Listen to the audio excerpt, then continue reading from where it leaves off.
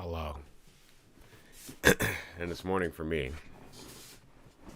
But we're here for more Johnny. I wanted to start with sort of recollecting my thoughts a little bit after the last 12 games. Let's sort of touch base. Let's figure out where we're at. I mentioned a little bit at the end of my last stream some of my thoughts on it, and then there's a commenter that I've been going back and forth with, Iberia, and so I collated some of those thoughts here, and then I put some of my thoughts in my description of the following video after this. But to summarize, it's basically like,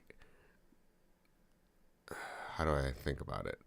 The Johnny games are something that oscillates back and forth for me. It's something that is at times interesting, unique, fun, and at other times like grueling, difficult, and just painful to play.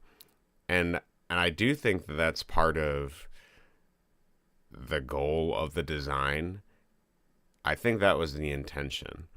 And I think my expectations of wanting it to get better between each iteration is unfair to what they are. That's like some of my basic thoughts, but I wanted to read Iberia's comment because I feel like he sums it up very well. He said, "Well said. I find the exact way they challenged a player to not only be idiosyncratic but pleasant, because the challenge is also psychological," which I very much agree with. It takes a psychological toll to deal with some of this stuff. "I believe that the thrill of crippling Johnny in some games while giving unbelievable freedom in other games is intentional and possibly the reason why so many games were released, to toy around with the ontology and space of 2D Game Maker as much as humanly possible and completely immerse the player in this highly consistent yet constantly different world." And I agree with this statement quite considerably here, this toy around with the ontology and space of 2D Game Maker, because each of the games they oscillate back and forth between giving the player agency and then robbing them of it. And the one consistent thing that I'm appreciative of in these games is that despite each iteration moving forward and backwards in game mechanic wise, he is including saving and loading with each game. So the cost of failure is significantly reduced, as if to imply mechanically over the course of each iteration that he wants you to complete them, despite how like horrible they are. And that could just be him carrying over a save mechanic between games. That's not necessarily, Game Maker has a built-in save mechanic. It's not necessarily saying like, it's not like he's actively improving that between games. At least I don't know. Without decompiling the back end or something like that. That could just be a carryover. But I'm assuming it's a carryover with intention, because each iteration is deleting and destroying like different aspects of gameplay and fun and things that, and sometimes adding them too, because like it took like 5 or 6 games between like a really fun Johnny 4, to then like completely robbing you of agency. Like Johnny 11 was so bad, dude. I fucking hate that game, dude. It's so bad. It was like random triggers, and it was impossible to know what the objective was. But I do feel like out of all the games, that each one stands out in its own way for what it's doing, and that one stands out because of how fucking annoying and ill-conceived and obscure each objective is for what you have to do. So like you would think it's just like, oh, Johnny 11, it's another number in the Johnny series, but no, it's like it's another thing trying to push some edge, some boundary of like what these games can be. And I think that's what I do appreciate about it, even if I hate it in the moments that I'm playing it. The thrill transfers to aesthetics because each time the world of Kubus and the characters look completely different. I find the feeling of finishing a Johnny game to be very rewarding because you always have to give each one its own time to figure it out. And I do agree with this as well. I ended up using some of Saint's playthrough for Johnny 11 because I spent like 20 or 30 minutes on each level and nothing was happening. There was no feedback. It was awful. But I do agree that there is a there's a thrill in seeing what changes each game, even though there some things remain constant and others remain the same, as well as it is very rewarding, and sometimes it's like a breath of relief that you finished one. So I do have to say that, and that may just be because of the challenge or the interest or the intrigue of moving through the Johnny series, but whatever. It is very understandable why you find that to be disheartening. Perhaps consider looking at these games as a way to relax because of their extremely simple gameplay and saves after each screen. And this is a fair point because, like I said, there is no cost to failure, really, other than your time. You know, that's all the game asks of you. It asks you to spend a little bit of time to sit in and try to control sometimes a really crippled character of Johnny, and other times a pretty fun wizard that has a fire gun that can shoot in all orthogonal directions at, like, you know, some pace. Sometimes the bullets are really slow. Now, not to be a Johnny bootlicker, I do find the games that have their problems. The first is the extreme reliance on luck. Some screens are almost impossible without the right RNG, which we found out yesterday. And before, obviously, but yesterday was a very highlighted of that. So you need to reset one screen a lot of times. The second issue is that the games absolutely give up being intuitive in the last third of the series, but that's for another time.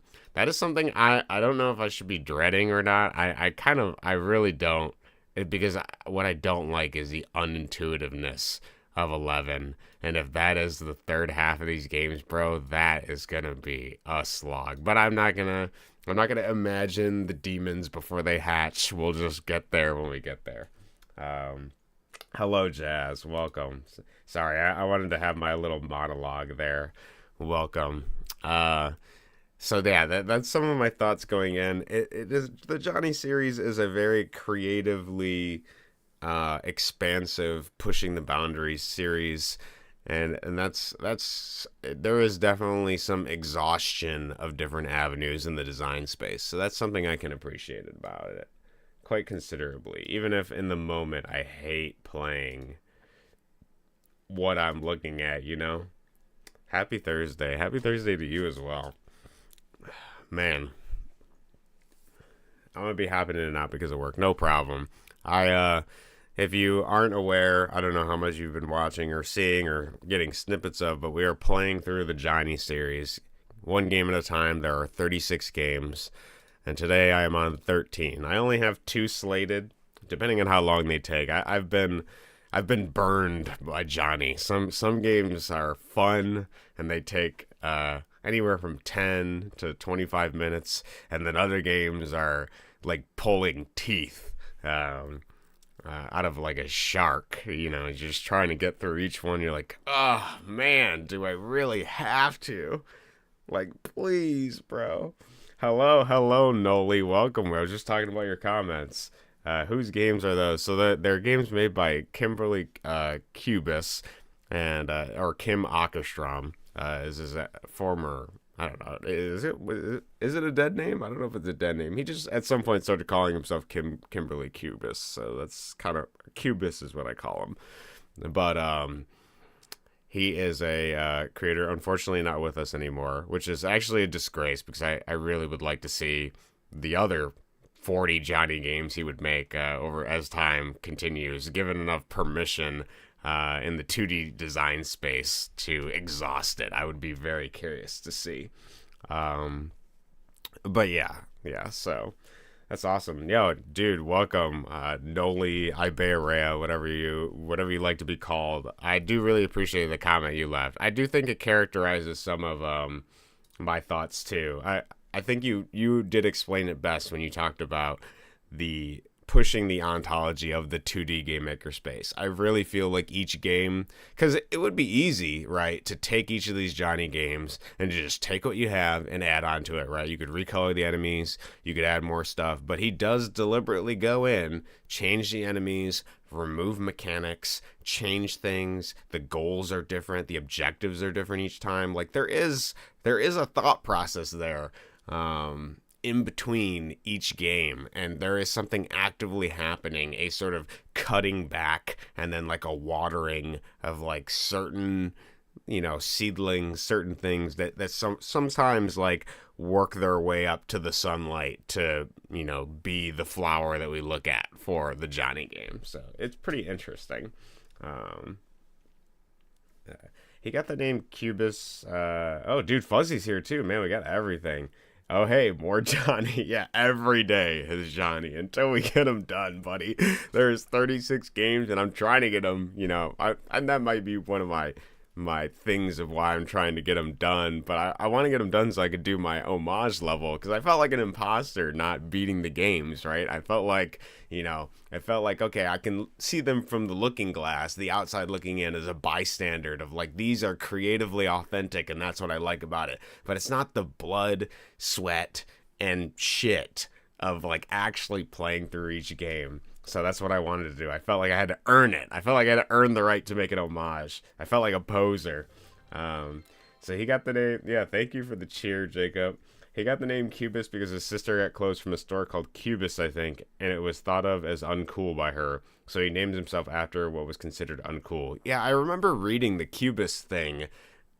It sounded like a version of like Salvation Army or like a Goodwill store or something like that from what I had read, but I'm not entirely sure. And he said something about like not even being sure of what it was a reference to. He just started calling it that. It was weird. I've read some random stuff. Brother, why you got different channels? What is this malarkey? So, it's actually funny, but like I have a lot of people complain about Twitch ads and Twitch, so I was like, you know what? I'm just gonna do both, right? Because then if people don't want ads, they can go to YouTube. If they want ads to support me, whatever, they can go to Twitch. They use emotes, things like that. And then I might even do like a kick thing. I was trying to do the multi-streaming thing. I think it could work. My process was the same when I first played these. Play of all of them every day in summer in the early 2020s. I didn't like them at first, but then they changed my life in a transcendent way, and now I'm a fan. I can see how that would happen, right?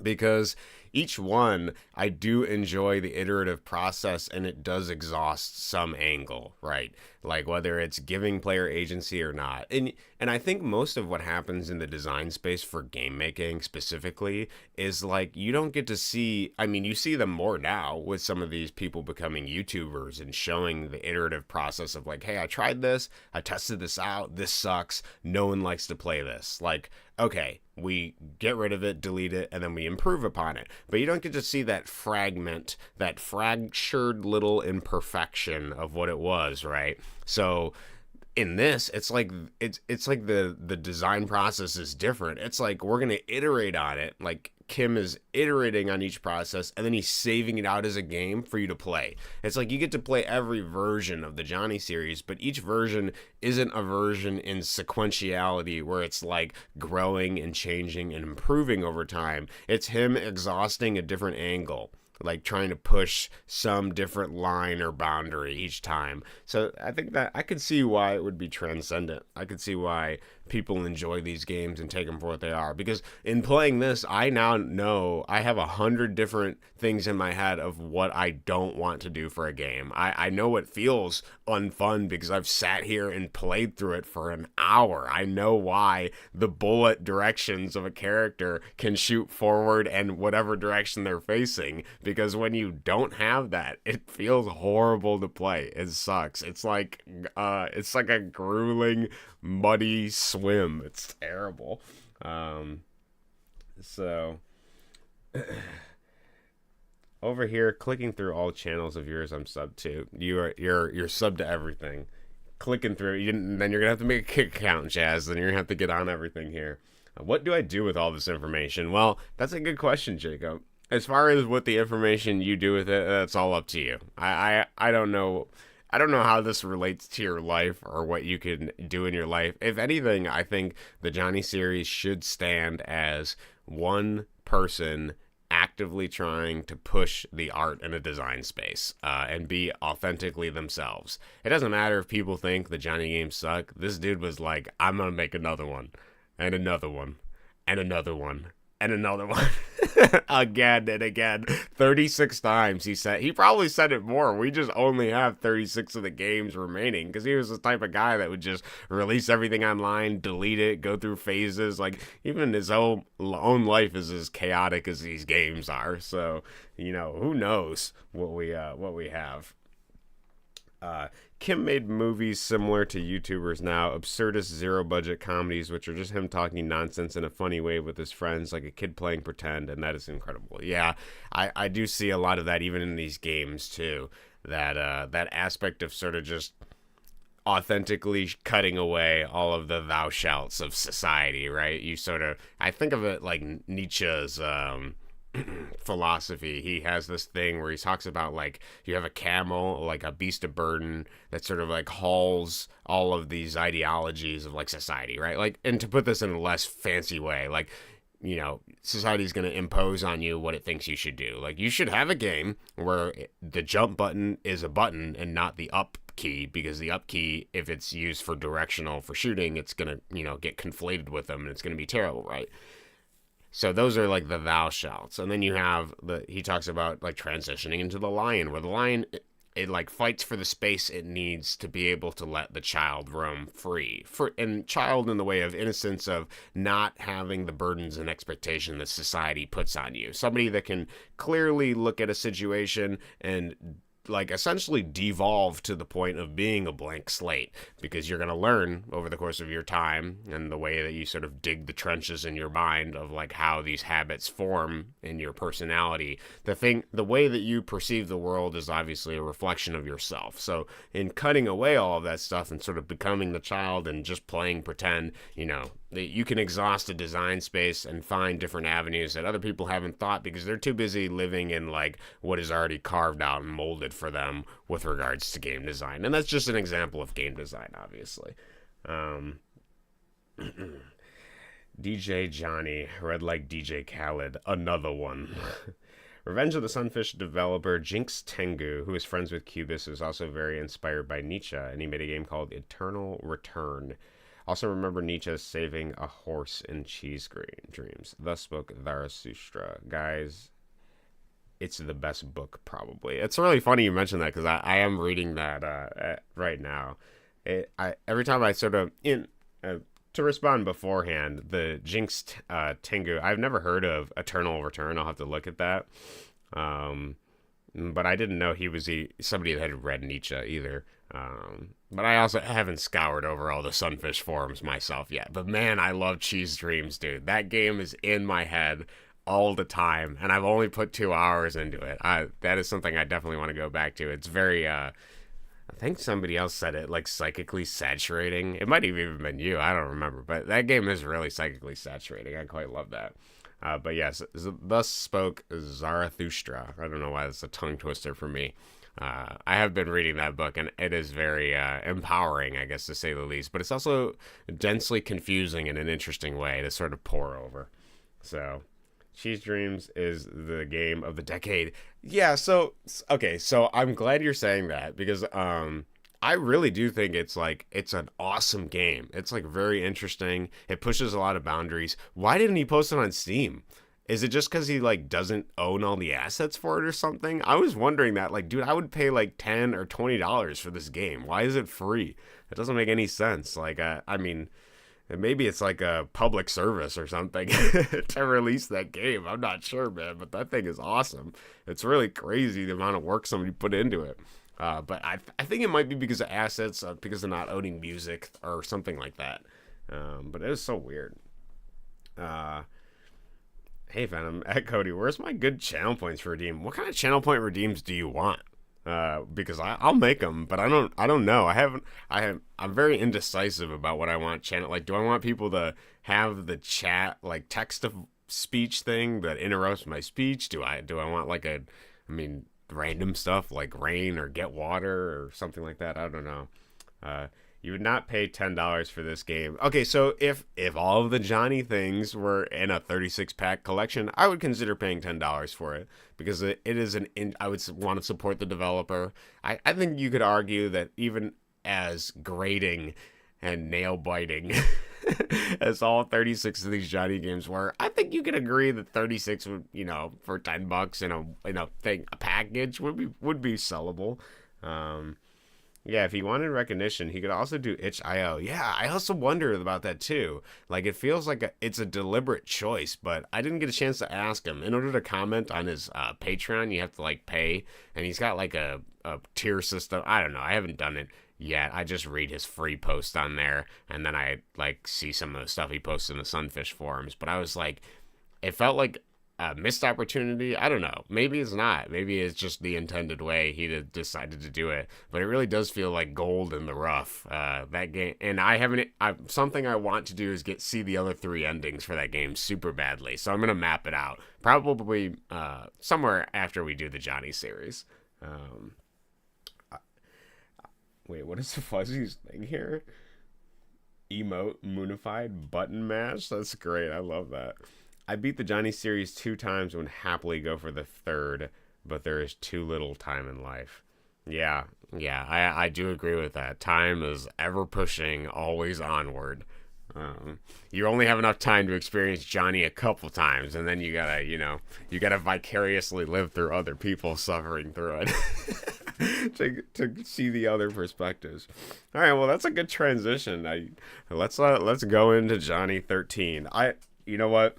I was disappointed with what I saw in Johnny 13 because he's still agentless. He has a lack of agency, but I do want to see, I had to beat it. We're not even halfway through yet, dude. There's 36 games. I'm hoping to at least do 2 today, so we'll see where I'm at. So without further ado, cheap viewers, as always, to map out the ROTSF flowchart, that liquefied kitten PFP used cheat engine and a tool to extract assets. Oh, that's interesting because I had looked at that flowchart and I had wondered if they took the Revenge of the Sunfish thing and just decompiled it. I have a couple of GameMaker decompilers here. Actually, we should try and see if Cheese Dreams just straight up decompiles. I didn't even think to do that. Let's see. Because he's using an old version of GameMaker, isn't he? I'm pretty sure he is. No, it didn't work. Okay. It might be a newer... It might be too old, like GameMaker 5 or something. Yeah, it might be like GameMaker 5 or something like that. I'll play with it later. I have like 3 decompilers. One of them I had to use like VirtualBox to fucking load Windows XP to try to get it to decompile, but it has to like catch the game in memory and try to decrypt it. It's really bizarre. I really want somebody to go through and decompile the old Johnnies. Just for a future preview, I did go through and I have decompiled from, I think, is it 30 onward or something? 29 onwards. So we can actually, for future when we get to these games, we can actually go in and look at some of the programming. This is GameMaker 8.2. This is a Brazilian version. GameMaker stopped making GameMaker at 8.1.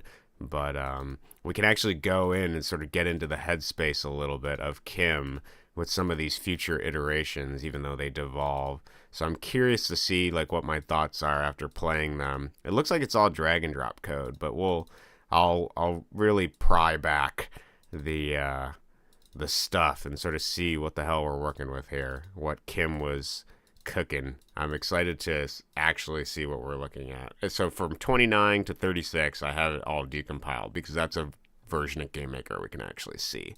So we're gonna get a little bit of an extra in-depth look into that game. I'm gonna play these with you. I downloaded it. Great, I can't wait. We're both gonna suffer together. I guarantee Johnny was named after Johnny the Homicidal Maniac. I don't know what Johnny is made from. I don't know if he's I honestly have no idea. That's a good question. It could just be like the name that Kim thought was good and then rolled with it. All right, well, without further ado, we can't bait the audience any longer. We have to subject ourselves to some Johnny. This is the Eat the Frog of the day, right? Here we go. pggames.net. Let me make that a better size for you. If I can. Window capture? What am I doing here? Oh, I gotta go to square game. There we go. I actually do appreciate that these are square aspect ratio, because it's like, you know, I can just use the same format for each one.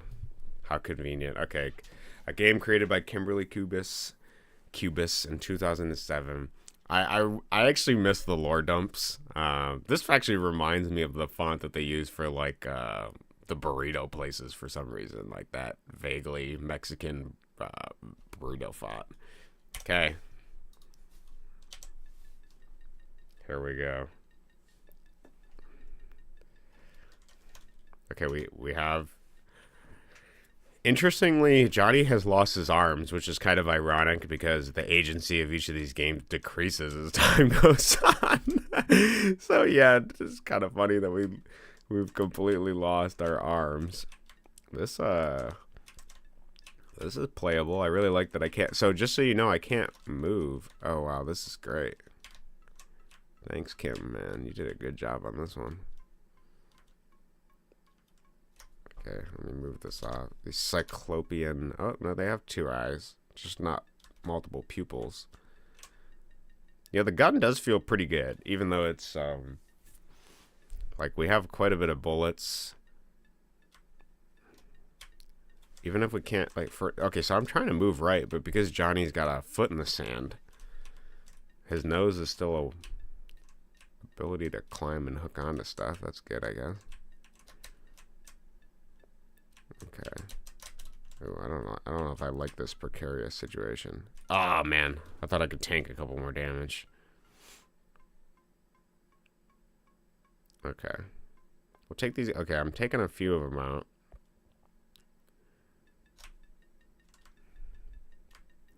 Yeah, I am very curious when I finally look under the hood what sort of programming these guys even have, and whether it's a little bit more intention that I thought it was. Okay, we might actually have to fight those.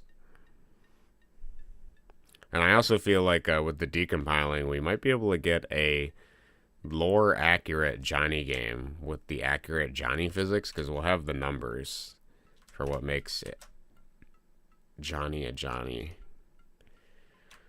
Because you know what, the collision and stuff between each game has felt relatively similar, and that might just be the nature of old Game Maker and him using built-in commands. But I'm gonna do it full screen so I can't write in chat while playing. Okay, gotcha. I'll try to beat it. We'll see who does it faster. Probably you, dude. You beat these twice. Johnny looks the creepiest in this one because I can't see his eyes. Oh yeah, that's true. I didn't even think about that. I kind of see one eye, I think, up to his nose, and he has an open mouth with no teeth, but he's still a PG gamer. This is like a... Okay. But he has like almost a crown, you know? Like he's earning some sort of oligarchical right. It's probably the virtue of being a Johnny. The 13th Johnny. I guess it's not surprising that the 13th one is creepy, right? Because 13 is always like that suspicious, haunted number. You see, Kim still hasn't learned how to do anything aside from the one soundtrack that pervades the entire game. I wonder what I'm supposed to do for this. Is it just luck? That's a good question. Actually, I shouldn't say Kim doesn't learn how to do anything, because I actually do believe a lot of this is intentional. I mean, like, you know, there's opportunity here for, like, sound effects of, like, different things saying different stuff, but I actually believe it was probably intentional to not do that. There is deliberate choice happening here. We're just not sure what the deliberate choice is. Okay. So if anything touches me, I basically die, but I can tank a few shots, so I feel my best bet is actually just to jump over everything.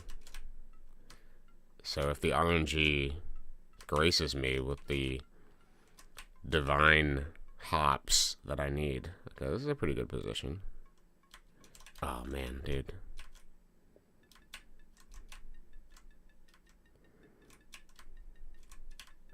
I suspect there was some sort of thing at the end they're jumping on. Okay, I think I just got really lucky here. Nice. Look at that dodge, bro. That was clean. Okay.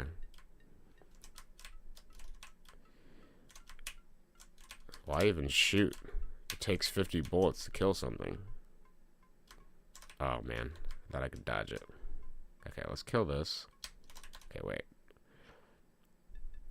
Man, remember in Johnny 8 when the stuff actually had blood? Ah, that was like a godsend, dude. Those bats had like wings that like dismembered off of them and stuff. It was like impressive.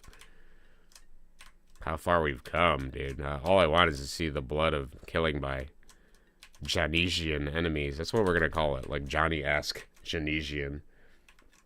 I'm back. Can I get a lizard button redeem? What does the lizard button do? Does it just make a lizard noise? What does the lizard even sound like? That's a good question. I got chat working. I'll write tips. Okay.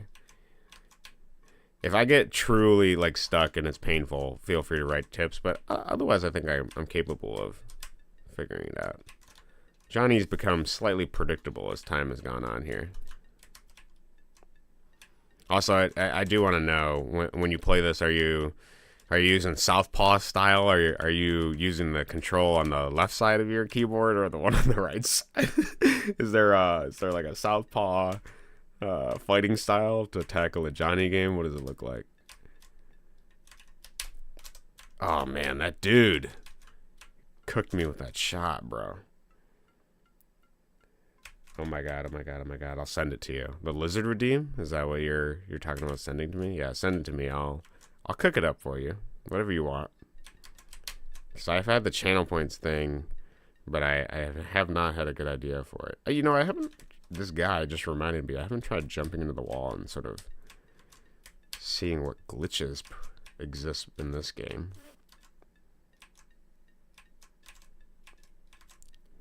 Okay, I feel like I'm doing pretty good.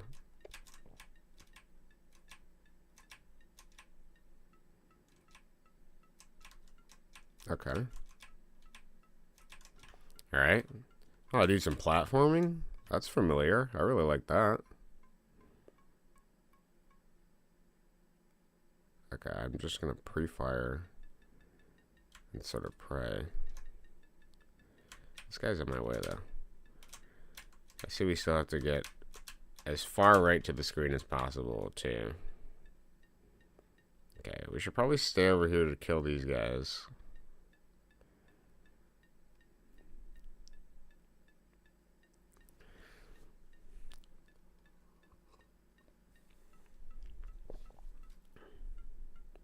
I feel like if I was to start to distill some of the essence of what makes a Johnny game, and what would be what I consider like a faithful... Oh, wow, I'm surprised I died there. I didn't think I'd taken any bullets yet, but maybe some bullets are worth more than others.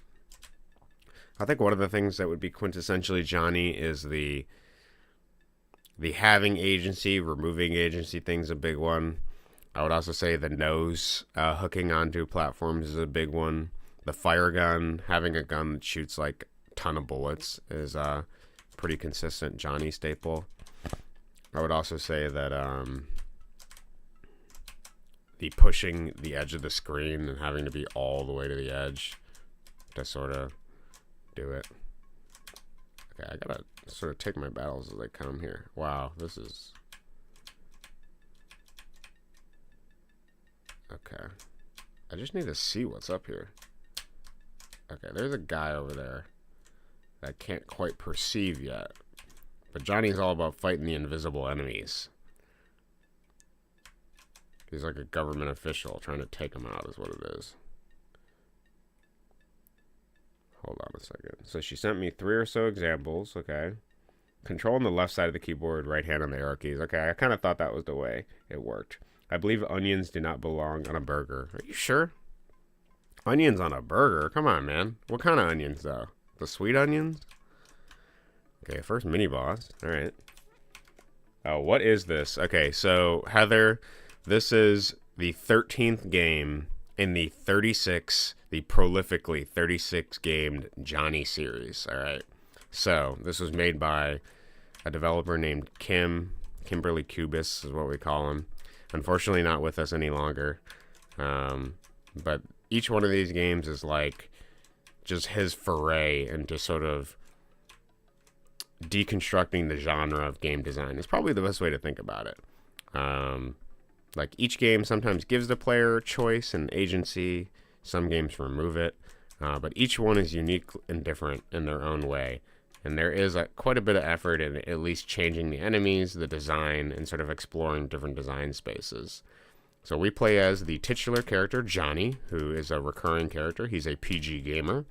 He often has a large nose, sometimes with varying amounts of different arms or not, and generally has access to his fire gun. He's a wizard who's had his hat of power stolen, and one of his main big bad antagonists that he must fight is Spartanicus. And sometimes the developer himself, which goes by Sparlaticus, or Kim himself. So that's the lore, what we're working with up here. And I'm 13 games in, so as you can see, I'm very invested in finishing out the entire story and figuring out if we get any more lore or if we don't, and what it looks like in the future of Johnny here.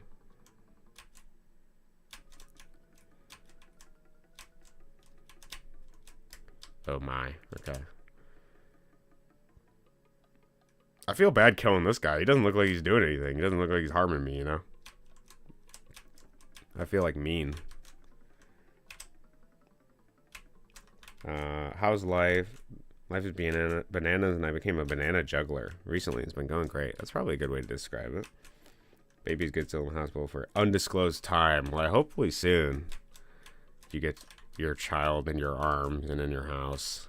What else did you buy the house for? Come on. Gotta get that kid out of there.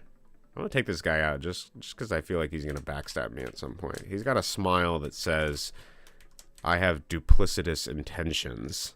That's what I don't like about this guy. I don't trust a smile like that. And hey, Addo, how are you? We do get lore. Yeah, we get plenty of lore. There is so much lore in this game. I cannot wait to see future lore. How are you doing today, Addo? How's life? How's your game coming? You said you wanted 25 levels. What are you at? Oh, I was going to attack that guy, but it actually seems superfluous to do that. Okay, let's ignore these enemies. Oh, man. Okay.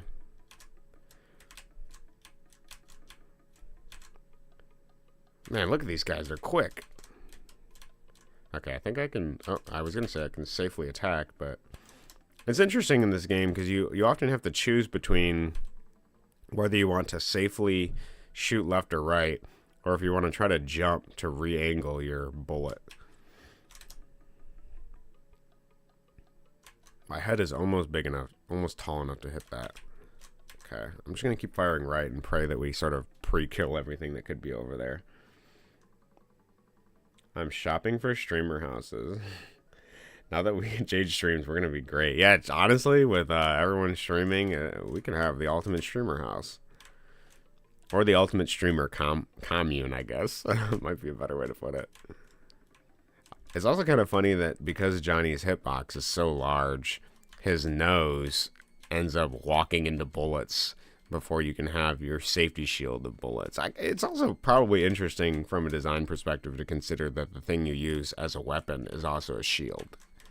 That is also interesting. I don't think I've thought about that consciously for a moment yet. Like the fire gun, the Promethean fire that Johnny wields as a wizard is also something that protects him. It keeps him warm. It keeps him living. Otherwise, he'd be cold-blooded and dead. Interesting thought there. This game truly is a game that keeps on giving symbolically. As I do whatever this is. Okay, that guy got stuck up there. Thank God. Oh no, do we have to kill him? Okay, this is an unorthodox Johnny level. See, all the levels up until this point I've had to go right, but I suspect I have to go down this hole that I thought I had to jump over. Yep, okay, look at that. Creative. Level 13, but not level 12. Yeah. Okay, well, it sounds like you're making progress in your game. That's good to hear. Soon would be great. I don't know why house was purchased, but I feel like we sleep here, and that's about it. That sounds about the... Sounds like the use of a house, huh? The ultimate streamer communism. Yeah. Pure market for streaming. This level felt like nothing. Okay, this is a little safe. You need to move right and left to shield yourself from bullets. That's true. That there is a... Yeah, you have to sort of move your nose out of the way. He always leads with his nose. That's part of the problem. Oh, I kind of like these blue guys. They remind me of like a bird or something.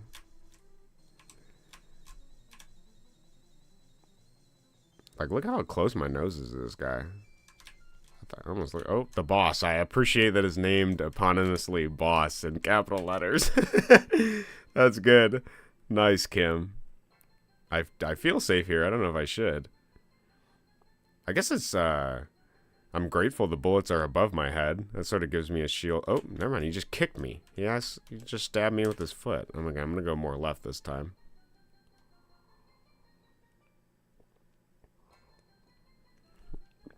I appreciate that the boss is defined. Oh, wait. Am I even doing damage to him? Oh, yeah. I guess sometimes the bullets go through him, but... Look at that dead grin. Okay, congratulations, you win. Nice. Did you beat it before me, or did I beat it before you? Score is 1-1-1. I wonder if the score changes. I'll have to play it again to see. I almost feel like there might be a joke between some of the scores. Well, that actually wasn't that bad. I thought that was going to be much worse than it was. That was very short. Look at Kim is turning more and more goth and emo as time goes on. The ultimate kick attack from the untitled boss. Well, he's titled. He's just titled boss. All right, let's give... I reached the boss. Nice. Okay, cool. Well, I guess I'm gonna... What are my thoughts about that one? It actually wasn't that bad. It wasn't that offensive. It was pretty easy. I didn't feel like there was a ton of randomness. So... Was there anything memorable in it? I think probably the most memorable thing is the fact that the boss was named Boss, as if we wouldn't know that that was the boss. It's pretty funny. It's like a double joke there. Like, obviously the big thing at the end in the one room that doesn't scroll is going to be the boss, but, you know, maybe that's just it. He's playing with the fact that we're assuming that on our part, right? Because that is an assumption. This is also KimberlyKubus.com. Oh, man. Dude.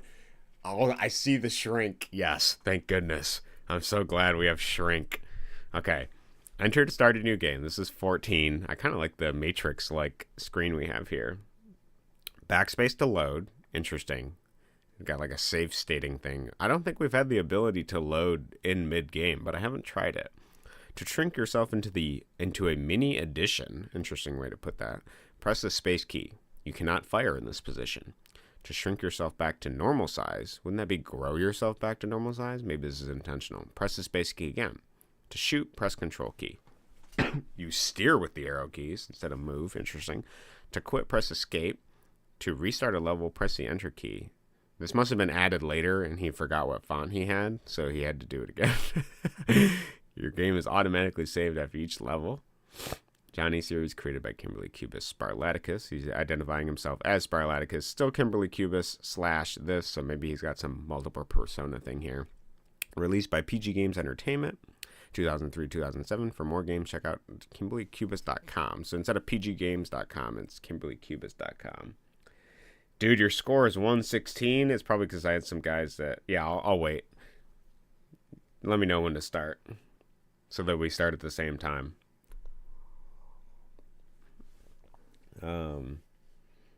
Tell me a random word. Totally not for my game. Actually, the word I really liked that Noli used earlier was ontology. You should use that word. That's a word I need to use more often. It's something I think about, like conceptually, but I don't know if I use the word for it.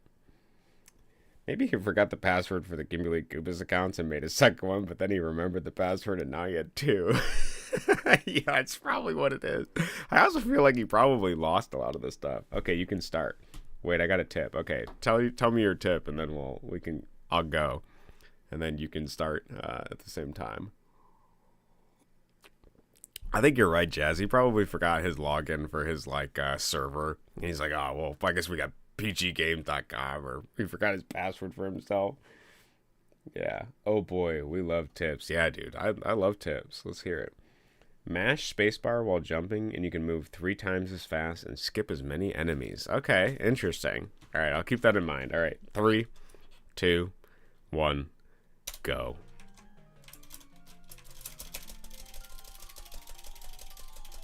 Oh my lord.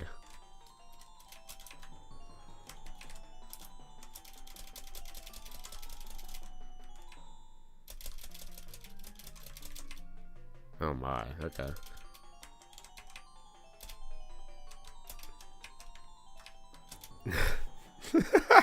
Oh god, this music is horrible. Hold on, I'm trying to figure it out. What is happening, dude?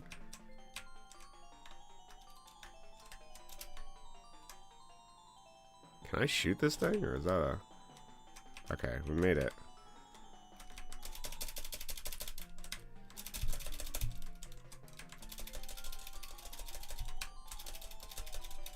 Holy dude. I want to kill something. What does that look like? Okay, they just die. Wow, look at this jump. What was that? Please, my nose is too big. I can't. This is a masterclass in game design here. I actually appreciate that the enemy is slanted in a way so that it actually goes under my nose first. That's really funny to me. That had to be intentional.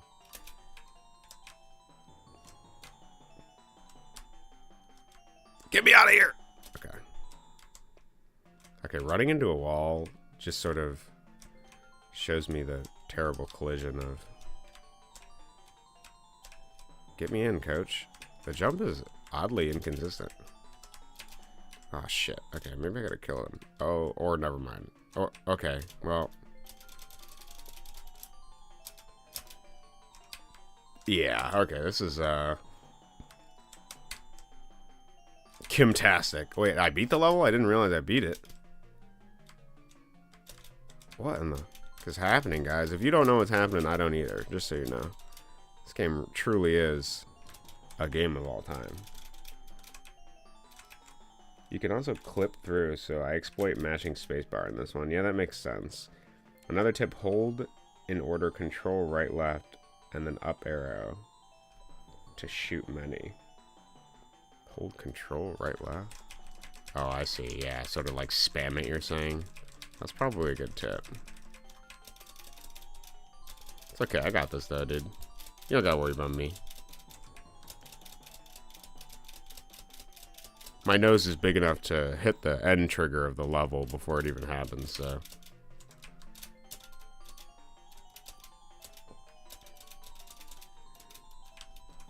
Okay, well, thank goodness space restarts still. Okay, actually, you want to be big for this section? Okay, there's a process here. Really love whatever this is, Kim. This is... Okay, my jump is inconsistent, and I don't know how I feel about it. Okay, the only way is to want it. Interesting. Well, I consistently, when I hit the wall, he, like, sort of... well, I was going to say consistently teleports, but that's not the case. Put me in. Here, let's follow this. Let's take our time. Okay, oh. What in the... I don't know where I am. All I know is I need to get over here. Nice. Oh, this is where I want to be. Oh, shit, dude. Okay, touching things with your nose is like a random teleport. Sometimes you get to the top of the level. If grace is afforded to you. Otherwise, it's like pure random. Okay, so we're up here. And okay, well,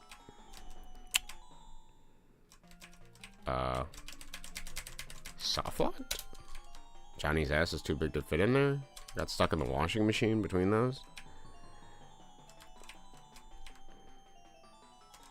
This music just encourages me to try to not spam, but hold them together so that Johnny lightly jumps and reaches more. Oh, interesting. Okay, I see. He almost does have a variable jump height. You're right. Oh, that's weird. Okay, so it is like if he jumps a few times, he's sort of got this. He's got hops. Okay, fitting in this hole is going to be actually Johnny's biggest challenge. Now that I see it. Beat the mini boss. You beat the mini boss? Oh man, he's already ahead of me. I'm trapped in this purgatory. Yeah, help.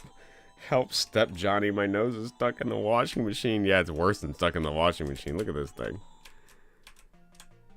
Okay, so if I hit the platform all the way to the... Oh my god. What am I looking at, dog? Okay, can we get small here? Okay. That's okay. I see what we have to do. I don't know about the execution of it, because Johnny's nose, every time he hits it, he accidentally fires off a magic spell that teleports him 50,000 miles above the sea. Holy shit, okay. And then if I hit that platform, I go all the way down. Also, his jump is, leaves a lot to be desired as far as consistency is concerned. Look at it, I have to lead with my nose, but I can't quite tell. Ah! Like, where the hell am I? Oh, shit, okay. Okay, I got this, though. The first challenge Johnny has presented thus far that I can't cheese. Okay. Let's be small. I have a feeling small is better. Sometimes it's not about the size, it's just about being able to fit in, you know? I mean that socially. Obviously you can take that many ways, but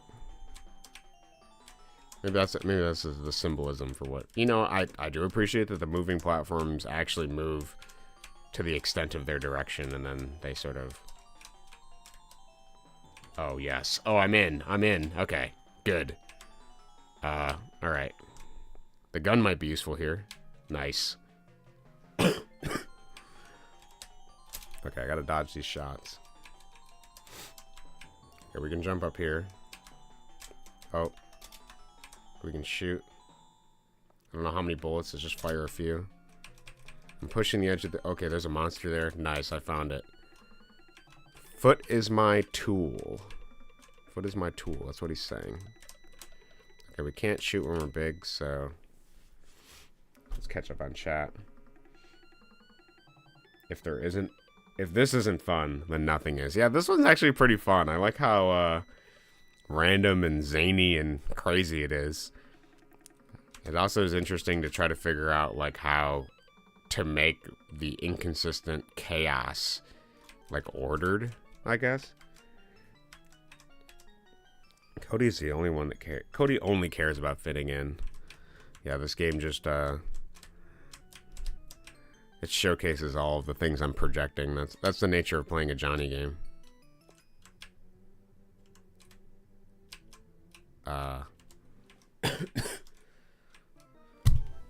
What was the intention here? Oh. No! Okay, I saw my nose is too big. I led with my nose instead of my gun. Unfortunate for me. Nice. Johnny is fat in this one. Not afraid to say it. Yeah, he's packing, bro. This guy's like, he's got girth on this thing, man. It's not. I've joked in the previous games about the nose being a lance, but it really is a lance here. This guy's right. He's riding a horse, man. Oh, I gotta get in some kind of tiny crook. Some tiny little nook that only Johnny can fit in when he's small.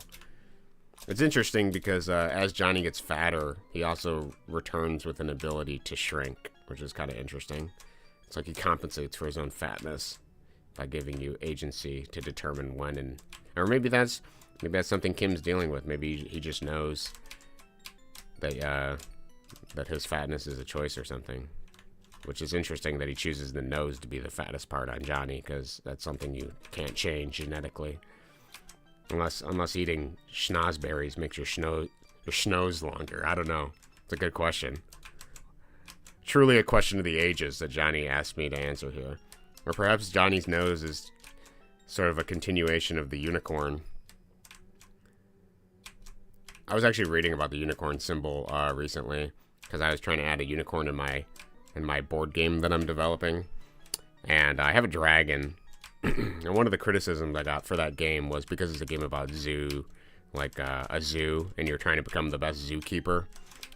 We had a zookeeper playtest the game when we were at Gen Con, and the thing she said that some of these animals aren't at the zoo, like golden retrievers and things like that. And dragons, they don't exist. It seems really weird from like a zoo perspective. And so I came up with a lore-specific reason to sort of explain that away. I said, okay, well, the zoo's coming on hard times, which is why everyone in the game is competing for the zookeeper position. And so they had to just sort of try to do the best that they could to get people interested in the zoo. So they took like a lizard and they sort of just taped some like dragon-like cardboard stuff on it to make it look like a dragon. Or like there's a horse and they just put a horn on it to make it look like a mythical creature in order to make it more interesting. And then somebody brought their dogs, their golden retrievers, to the zoo because they just needed more animals. They were out of it. And so I was trying to design thematically something ludonarratively consistent for what I felt like a unicorn's ability would be. And you know, unicorns they have many different symbolic things, like whether it's like a medicine, like a medicinal thing that the king uses that can heal all, or some sort of, you know, thing like that. But also unicorns are known for trickery and deceiving. And typically they can be sort of tricked and deceive themselves in order to get their horn and kill them. And the way that you do that is you sort of have a virginal maiden that it lures the unicorn towards, which is kind of ironic because the unicorn horn is, you know, kind of like a phallic thing in its own way. But the idea is you have to have a virginal maiden, and then it'll fall asleep in her lap, and then the hunter can kill the horse itself. And so I was thinking about it. I was rattling in my head.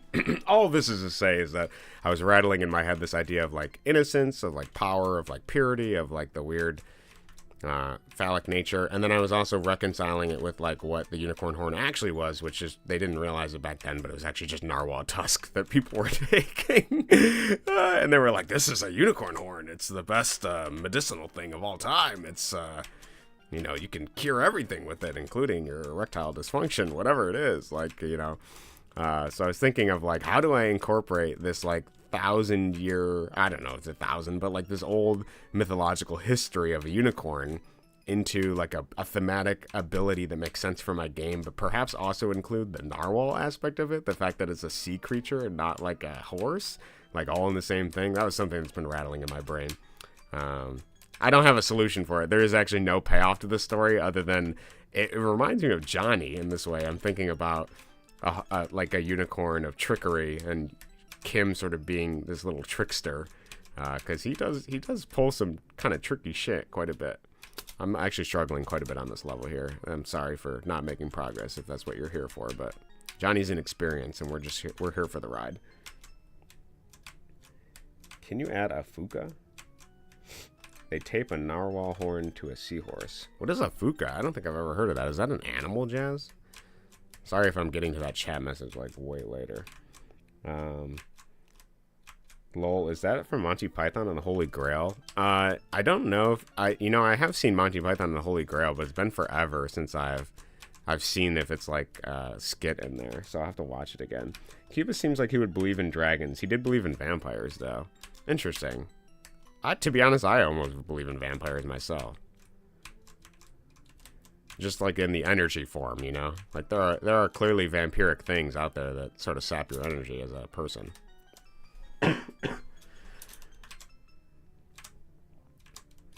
People believe in all manner of weird shit. Or maybe bro is just hung like Johnny. Wait, I missed all these chats. I missed that, Jazz. That was so good. Yeah, maybe. Yeah, honestly, Jazz, maybe I'm thinking about it. I'm thinking about it from a scavenger mindset. That's the problem. I need to access my king archetype a little bit. That's the problem. I got nothing but small dick energy over here. I can only think in the small symbolic struggles. Maybe he was just hung like Johnny. Maybe that's what it's about. It's my own inadequacies I'm projecting onto this guy making games that has no regard for my sanity or patience. But it's actually just Kim's big dick energy that he's trying to communicate. It's exactly what it is. Was trying to denote his struggles. Yeah, it's a hard life. Leading penis first into everything. I mean, leading nose first into everything. Think of all the things you could smell with this thing.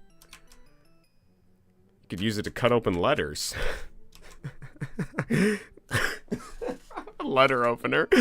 Oh man, why can't I beat this level, dude? It's killing me. I leave for 30 seconds to come back to this. Yeah, I remember that trickster level with the teleport next to the screen was at the bottom of the tower structure in one of the Johnnies. It shows a balloon on the next screen. Yeah, honestly 11 had a lot of like chicanery. It was like pretty silly. Especially like, yeah, I kept hitting the teleporter on 11 in the first level, and I could not for the life of me figure out how it worked. There's gotta be a way to... Okay, yeah, you just gotta run into shit. That's how you do it. I was on that level for way too long. You gotta hit this. Pray you get teleported up. If there is something up. Okay, maybe we shoot.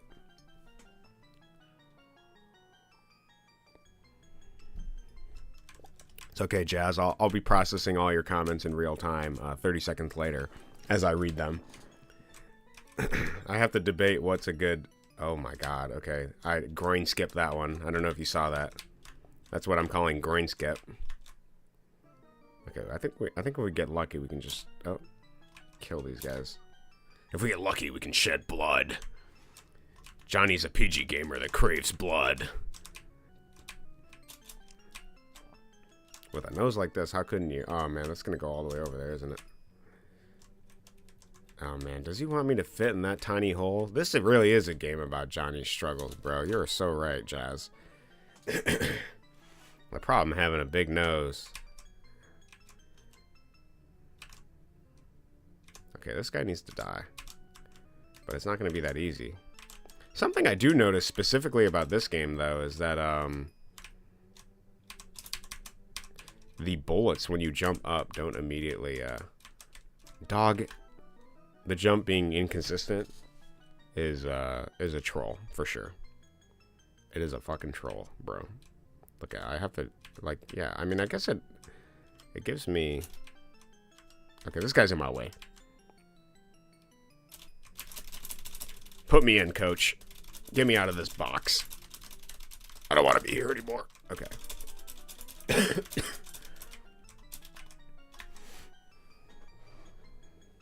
I think my favorite enemy is that Twin Towers looking U.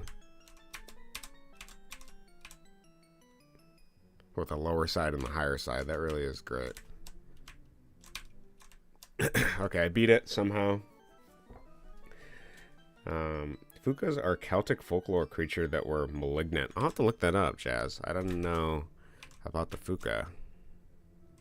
I've heard a lot of names of mythological creatures, and I've been collecting bestiary books with a bunch of creatures, old children's tales. I just got some books on Norwegian folk tales recently that I've been reading, which are really funny because, like, they exist in this weird sort of time chamber where it's clear that the trolls sort of represent the old pagan ideas of like the Norwegian area, and they all hate Christians, which was like I'm assuming the like new dominant thing that was existing. Like, in order to explain it away, they sort of had to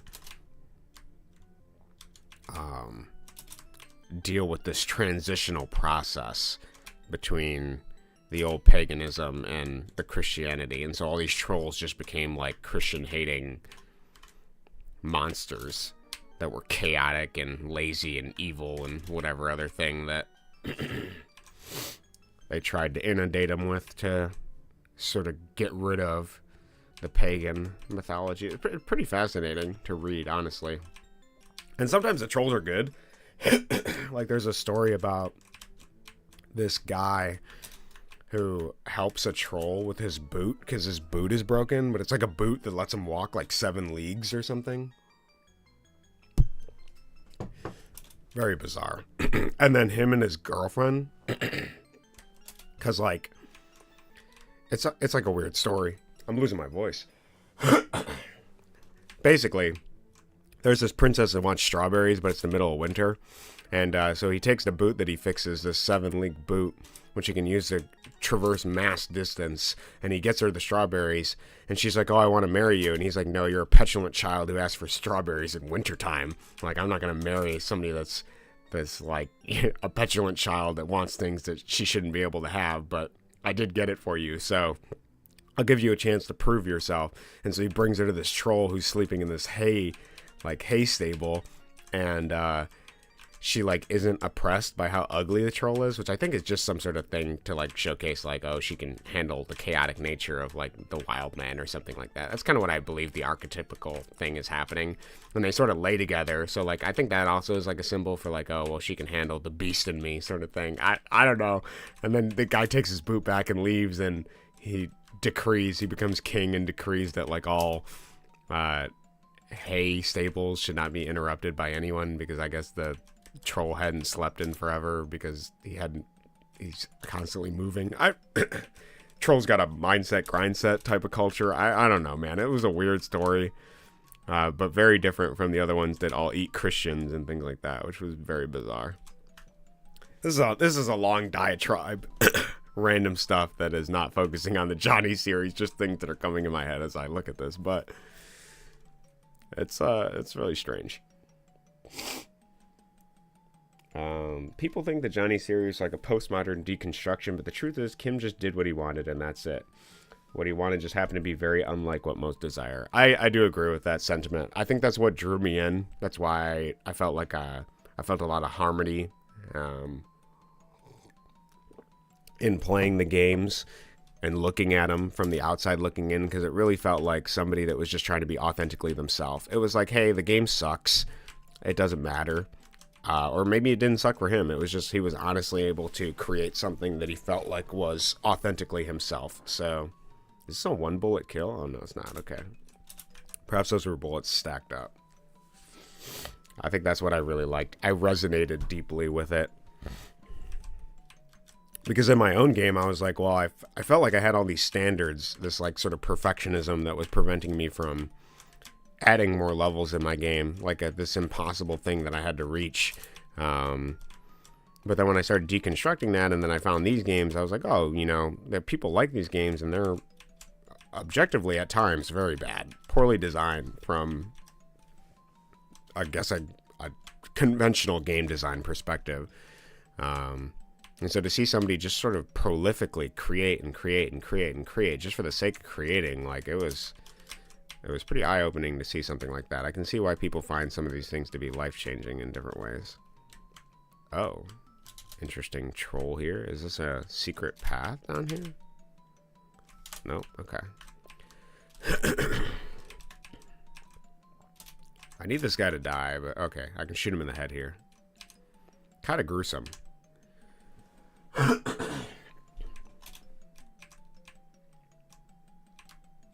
Perhaps I'm supposed to fall there. Yeah, I think I am. Nice. They like to trick people but not kill them. They have been known to take the shape of a... What is that?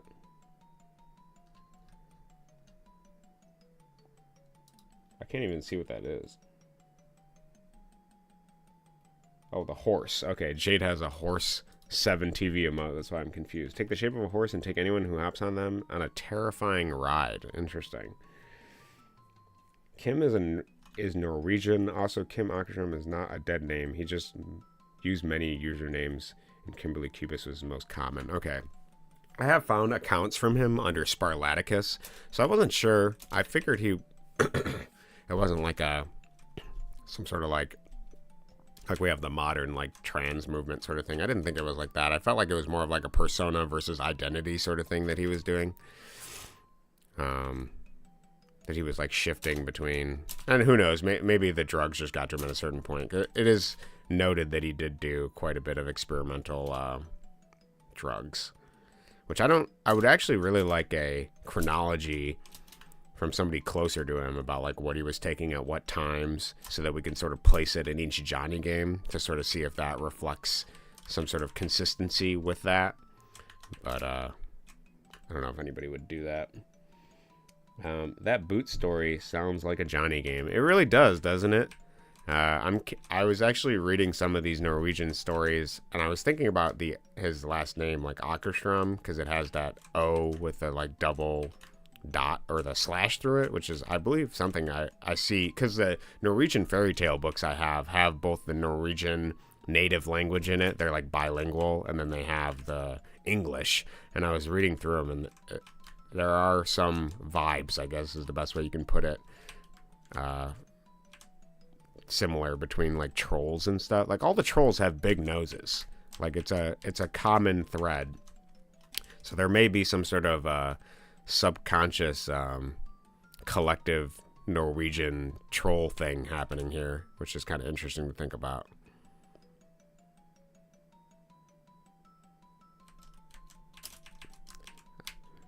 Okay. Oh man, dude, I thought I had it. They are also said to be the one who spoils the blackberries in winter. That's kind of funny to relate it to like a horse, right? The Fuka itself, like it takes you on terrifying rides, and also it spoils the blackberries. Otherwise, they'd be infinite if it wasn't for these damn horses that are roaming the fields and spoiling blackberries. That's pretty funny. Connect the Johnny games to an archetype. What's cool is Johnny 14 is still the hero's journey. Yeah, I do see that quite a bit. I haven't read enough Joseph Campbell to like have the full hero's journey like mapped out in my head, but I have looked it over quite a bit. And what I do see of it, I can see it in a lot of the games that we play. The question is Johnny a they talk about the 3 stories, right? Like, is Johnny I feel like Johnny is the one that he's a man that goes on an adventure, but there's also like the man that comes to town. What is it? I think it's like 3 stories. It's like somebody comes to town, somebody goes on an adventure. I forget what the third one is, but or 7 stories, 6 stories. There's a bunch of list of like different numbered stories like that. Johnny is the guy that leaves town to go on an adventure for sure, with his nose in tow, his big, uncompromisingly large lance-like nose that he uses as his primary weapon. It's a movement thing. It's his health. It's a lot of different things. Okay, let's see if we can.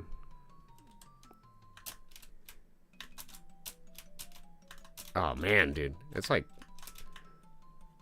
there's like a lag between. You gotta want it, is basically what it is. I don't have the skill. That's what it is. That's my problem. I gotta get better. I think I can kill him from here. I'm hoping I'm not taking damage, though. Okay. So it's not over here. I feel like it's down here. Nope. Where is the exit for this level? Oh, there's a platform down there. Ah, okay. Secret.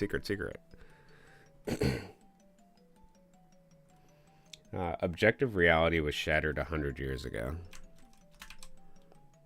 Objective reality was shattered 100 years ago. Are you relating that to like a specific philosopher? I kind of get what you're saying in that statement, but you might have to delve a little bit deeper with that. I have above me the great books of the Western world, all 45 of them, but I have not read them all. I've sort of like pieced them together as I continue. You know, I'm not glitching a lot. I actually just am having fun playing this iteration of Johnny, so I haven't been trying my best to end it sooner because it's been sort of like a peaceful wine tasting journey. Although that guy moving to the right seems like he's going to make it pretty difficult for me to get up there. Okay, this one does feel like there's a random element of they need to go right in order for me to win. I like the shrink because it adds the idea of like you can dodge stuff, you know. I feel like I need to use this nose teleportation thing here that Johnny has as a wizard to sort of get out.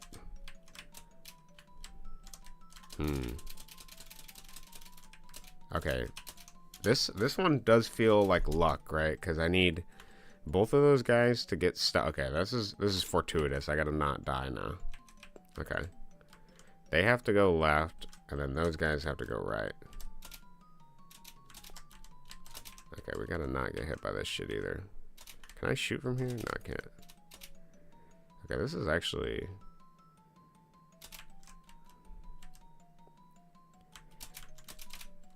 Ah, shit. Okay. A challenge. A lot of RNG in this one. I think we can kill him. Yeah, okay. Gotta want it. His first incarnation was Spartacus, and then he also was a Freemason sometimes and got mad at them. Then he decided to come back to Earth and witness his digital age. Does he actually claim that he was a Freemason in that Spartacus thing? Spartanicus, Sparlaticus. Oh, so Johnny is a troll. He might be a troll. I don't know. I don't know if it's a representation of Kim himself or what. Kubus believe the afterlife is one... Wait. Kubus believe the afterlife is one believes and wants the most their afterlife to be.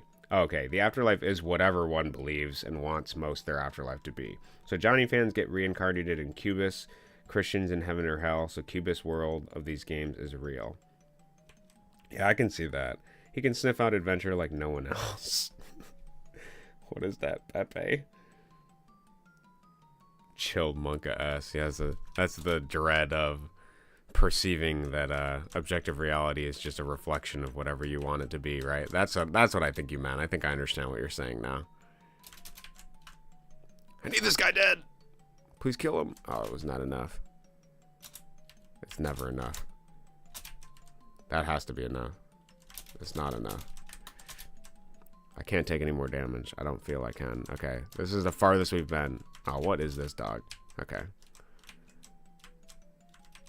Oh, I love this collision. Okay, can we get big and not, like... Okay, nice. I don't think we can kill these guys like this, though. Oh, shit. I actually gotta get up here. I gotta get through this platform. Oh, man, dude. Okay, this level, dude. This one's a challenge. He made a little labyrinth for us to participate in here. I need to make sure these guys go left. Okay. I need to also not take damage as much as possible. See, Johnny at times just feels like a random foray into trying your best to navigate these, like, jank controls. And other times, Johnny's a thinking man's game. I mean, look at this. Look at all the strat I have to do. I have to jump, like, multiple times to get big, to then... I gotta pray that my... Oh, that was actually a pretty good position. Oh, that was a good position, too. I didn't value it for what it was. There we go. Oh, dude, my family does that. My grandpa was a master Freemason, and they showed up at his funeral and stuff. Oh, that's crazy, dude. You have a Freemason family? Just means there's a bunch of cool cultural artifacts in your house that you can get later. What's funny is still no one knows how to score in these games is calculated. I was wondering if it was an artistic choice for some of the score stuff. Like if it was just like...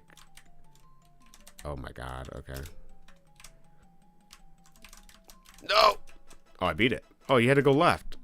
I guess that's kind of cool. I was too busy trying to go right that I didn't think that Kim deconstructed it. Yeah, I thought maybe it was killing enemies was the scoring.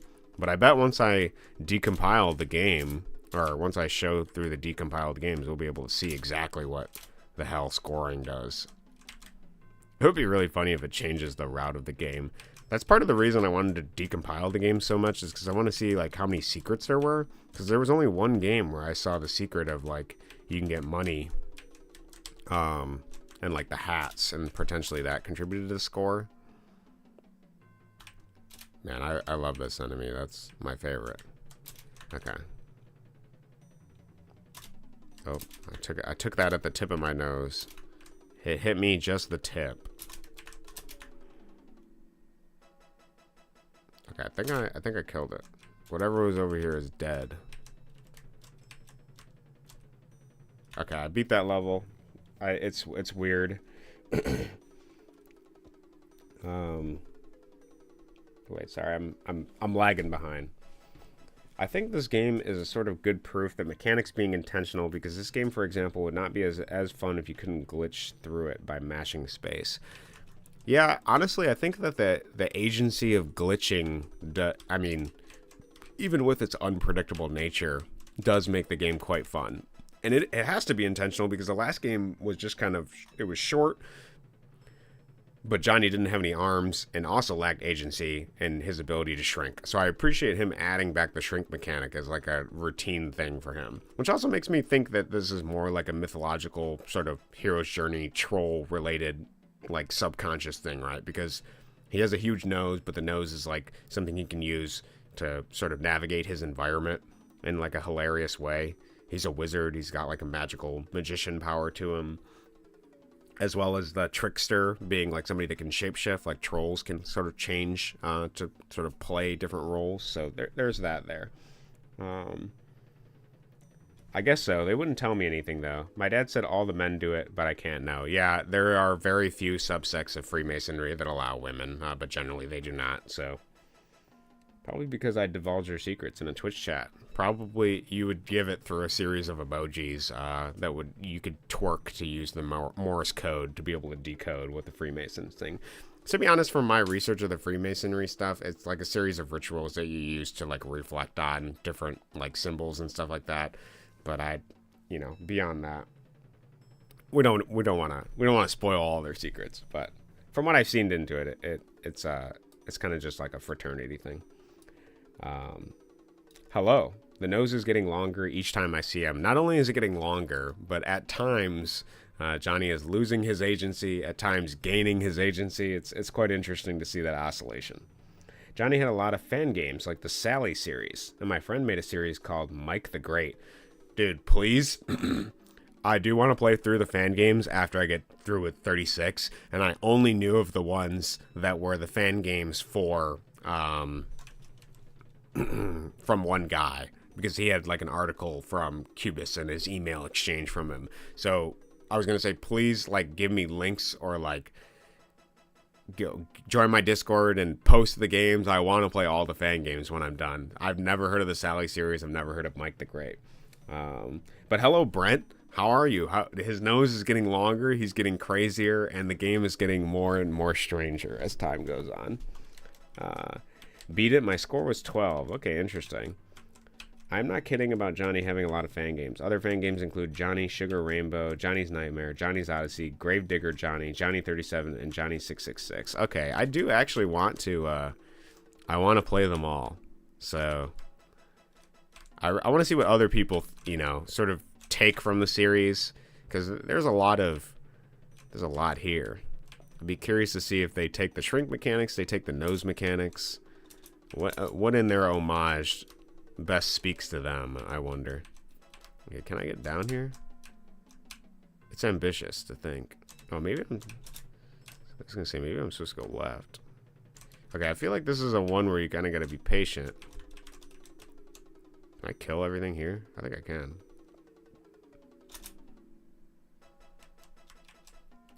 Okay, dodge some bullets.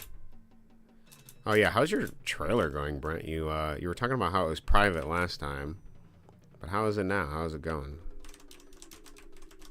I would like to see bullets that go through the map to make it easier to shoot stuff, but this game really isn't about convenience of the player, is it? Any suggestion I have for convenience can be defenestrated out the window. I guess defenestrated just implies it's already being thrown out a window, which is the nature of the word, but I felt the need to double down. Okay, this guy needs to die. Okay, this is an inopportune. Oh man, I thought I had it. Can we just...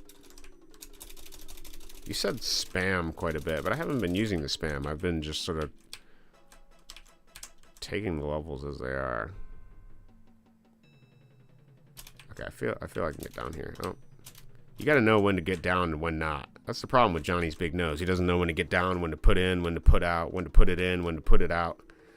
There's a lot of vacillation here between noses and genres and game design and random enemies that he's hitting with his nose first and asking questions later. Sometimes you think he knows, but then he doesn't, you know? And then when he doesn't, Johnny knows what he can't know because he knows where he has been, but he doesn't know where he's going because he knows based on where he was, you know? That's how it is. That's how the Johnny world plays. Because Johnny's nose, it's like a missile. Okay, is this guy blocking my way? Or can I pass? Okay, there's something there. I'm going to pre-fire it. Shoot first, ask questions later. That's a Johnny. It's a Johnny move. It's a Janesian thing to do. Very Johnny-esque. Okay, is there something up here that I got to worry about? Nice. I'm doing good, mate. I've been working super hard on getting Thirsty Princess on Steam. I think I'm going to make the page public on Saturday. Dude, I'm so excited to add it to wishlist. You said you had a lot of work left to do. What do you have to do left on it? I'm curious. The games only get better, and I am not the only one who thinks so. So you're in for the fun. I cannot wait. Also, if it would be possible, please give me moderator so my messages would send without trouble. Yeah, I can do that. I don't know how to do that on YouTube, so I'll have to do that after the stream.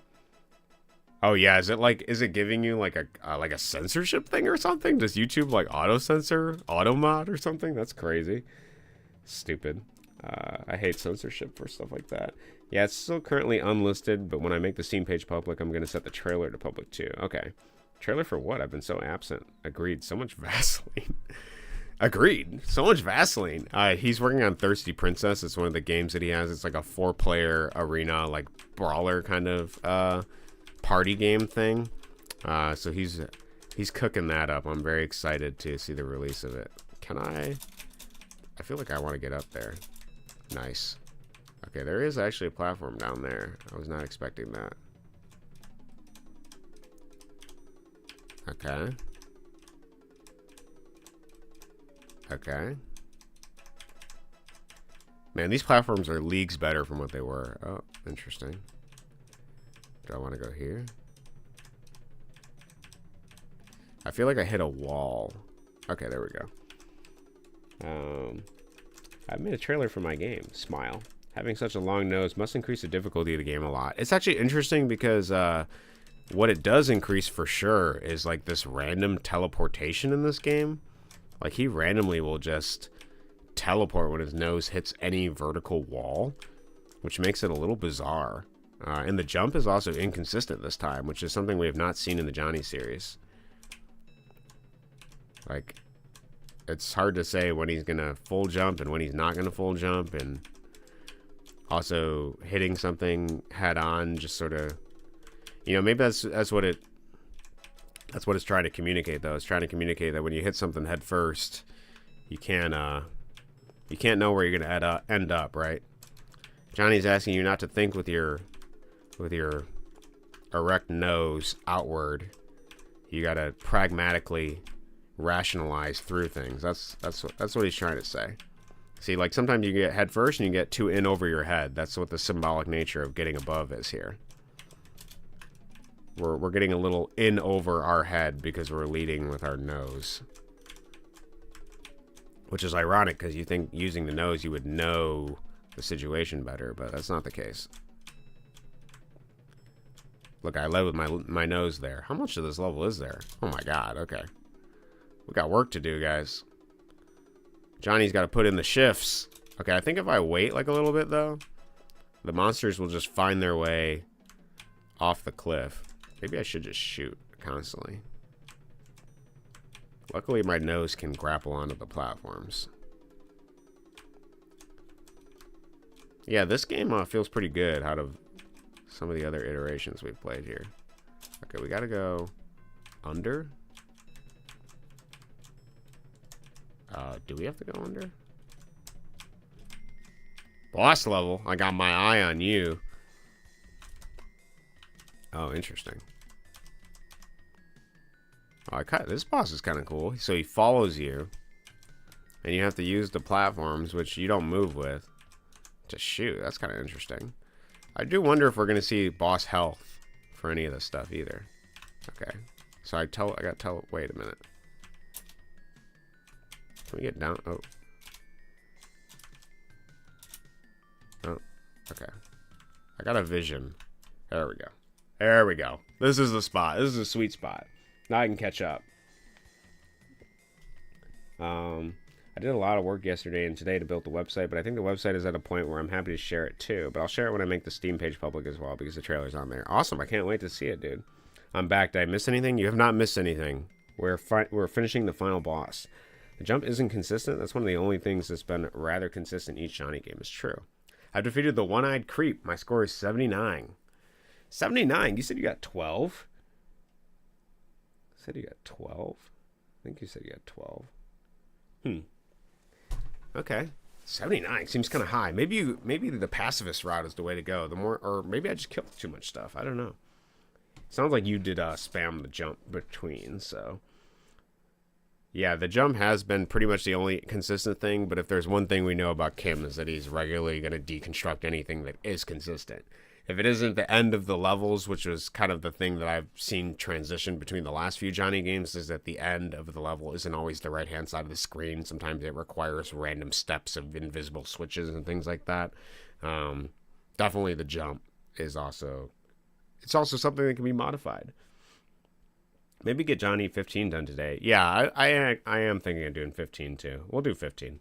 Kim can't be getting you can't have you getting too comfortable. As soon as I start to learn how the game works, that's when he throws a wrench in my plan and gives me something else to deal with. Boss level, yeah. Yeah, awesome boss. Also fall down on the right, the boss you need to kill him. Yeah, I figured it out. You become a master. Dude, after spending 2 hours fighting that boss in the second game, I finally succeeded. We'll see if any of the bosses give me trouble.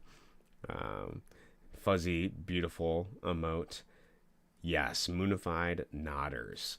Johnny 16 would be really surprising. All right, we'll see what we do. We'll try 15, and then we'll go from there. I got some dogs to watch later today. I'm helping out a friend, so I got to eat before this. But let's see if we can do 15. I don't think any of the games are going to be as long as Johnny 9. Johnny 9 was prolifically long, and it had a lot of levels. All right, is everybody ready? Also, let me warn you, because I am kind enough to do that. Johnny 34's mini-boss is not safe for work. Okay, so watch Saint's playthrough when you get to Johnny 34 to know when to turn off the screen. Okay, that's actually very helpful. Thank you. Especially because I'm streaming it live. I would have just waltzed into that. Not safe for work? What was he thinking? I thought these were PG games, bro. I thought I was a PG gamer. What the hell is Johnny doing? Okay, start a new game, press enter. To load a previously saved game, press backspace. Okay, we don't have any information about shrinking, so I'm going to presume that he's removed that ability in this one. Man, what I would have killed for a second bullet type, man. Some variation in this bullet would have been absolutely beautiful. These guys kind of remind me of something. I don't know what. Oh, I guess it's like a joystick, right? He's like a happy joystick. My nose is also smaller, but I'm still a PG gamer. Ooh, balls. Never thought I'd be excited to see some different shape in the Johnny world, but I've been so used to rectangles and squares. He probably put enter in because he knows this is bullshit, right? These things just sort of... Is there a point? I don't... Maybe there... Oh. Okay, we still got some teleportation happening here. I kind of like the vibe of this one. I feel like I'm in a cave. I'm like spelunking. You got these gemstone-looking creatures that are kicking my ass. The carbonic acid from these stalagmites, I think. I think they are stalagmites. So when I think stalactites, I think like tits and I think hang. The same way I remember latitude and longitude. Oh wait, no. That doesn't make sense either. But I guess I think for latitude, I think like they're parallel, horizontal together, and then I think longitude is like long and hanging. Whatever. Everyone comes up with their own mnemonics. Yeah, you don't need to talk about mine. It doesn't matter what mine are. Man, I'm already ready for Johnny 34, dude. Woo! This game's really getting me. Get me today. Love this umbrella. What's the weather up there? It's Johnny. What do I do here? I feel like I go down. Oh, yeah, okay. Oh, my, okay. Johnny, please. Save some for the rest of us. This utter Chad. The bullet feels... Okay, so the last game, the bullet was like... It wouldn't go upwards.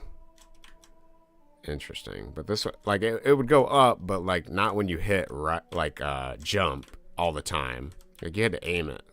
Okay, what are we doing here? There's stuff I can't see below me. It's killing me. Johnny's smaller in this one, though. Much more manageable. His size and his ego, his sense of self is reduced. I still have Johnny Don't Leave Me, Don't Run Away, Stay With Me for the Rest of the Day song from Johnny stuck in my head. To be honest, the one I have stuck in my head is that Speedy Gonzalez song from 2 stuck in my head perpetually.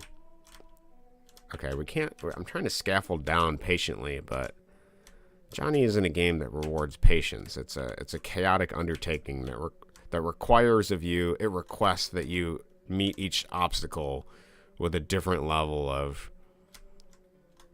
choice. Okay, there we go. I'm starting with you again to play it. Awesome. Already got to the next background stage. Dude, you've beaten these though. You know what's happening. You know what's there. You're cooking. Press nose? Is that what that says? I don't want to go down there. I'm fearful of what lies deeply below. Wow, there's a lot of enemies here. When I see a lot of enemies, I think, man, do I gotta go left? Johnny's already teaching me different things.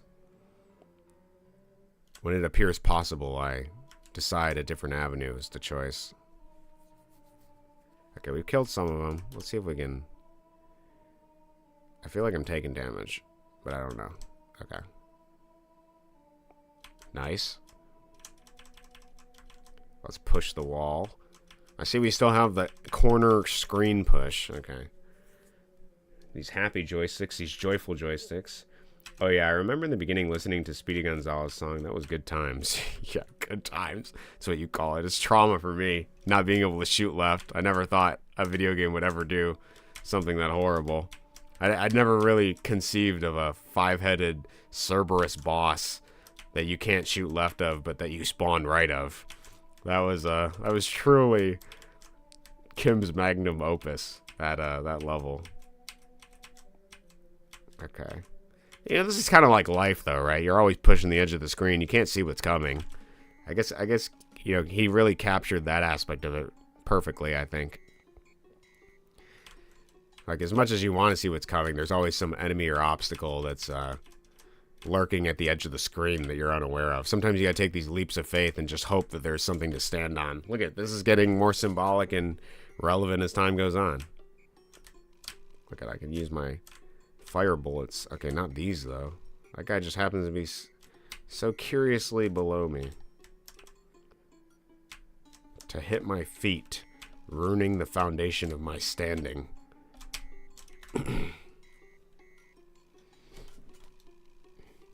I'm watching Willow. That's interesting you're watching Willow, because I just was watching Hungry Goria's Let's Play of the NES game for Willow, and I thought, man, that's a game I want to play. That looks awesome.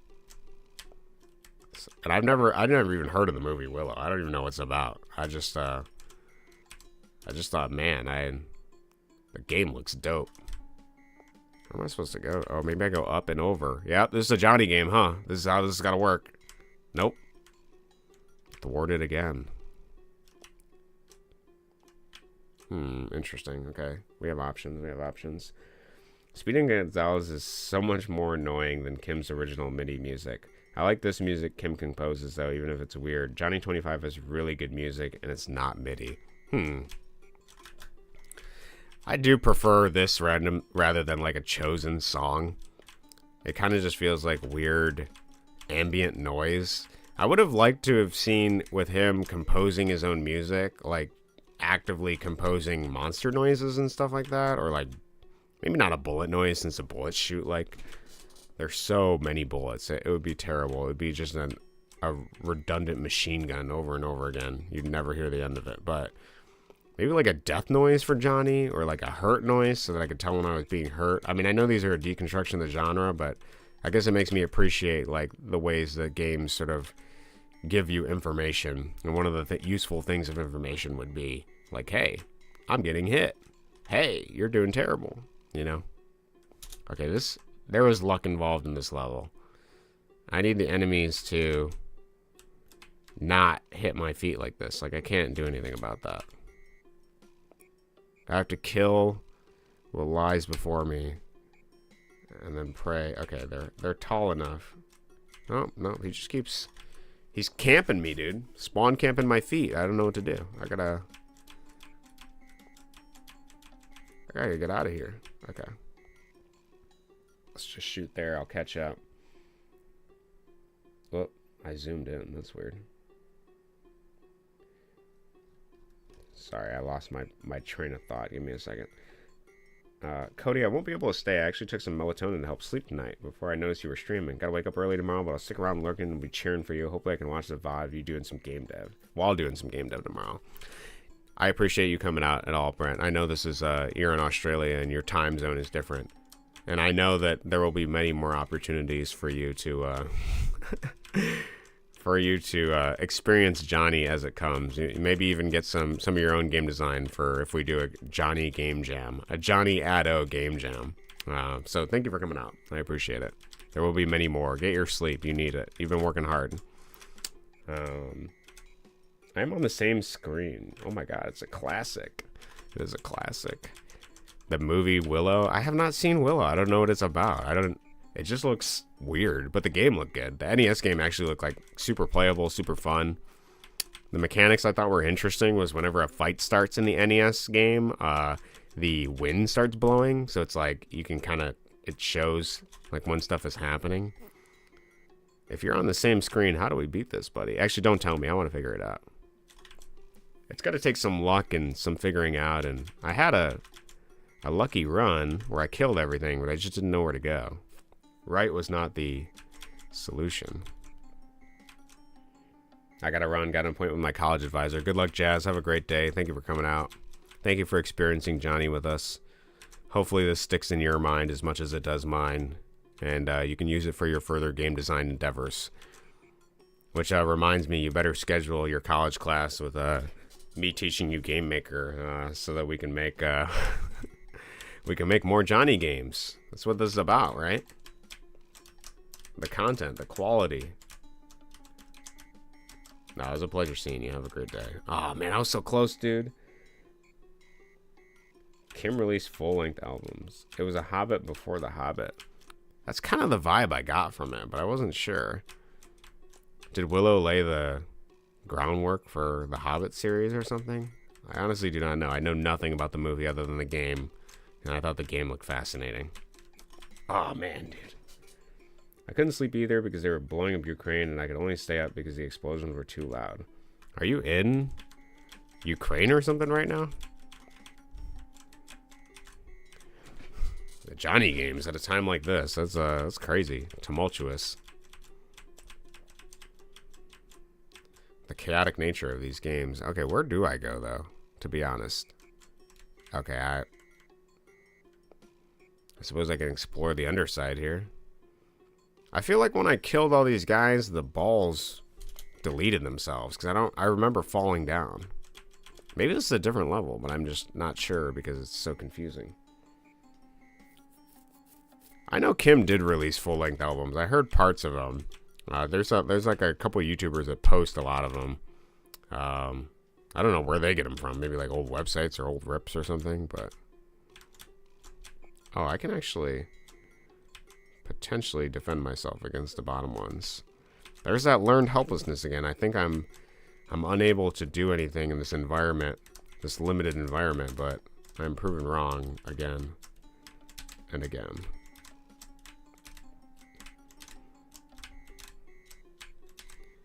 Look at all the variation of movement I'm capable of doing here. It's kind of interesting. Okay, I took damage there, which is not what I wanted, but the ambiguity of life truly is the ultimate suffering. Okay. So I think I went up here, but I don't want to hit too far.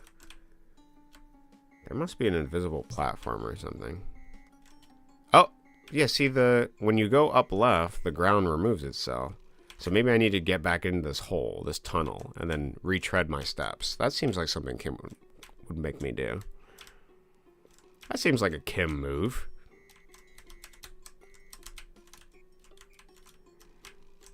So maybe I just go up, left, remove the balls, and then I re-enter. Oh, man, dude.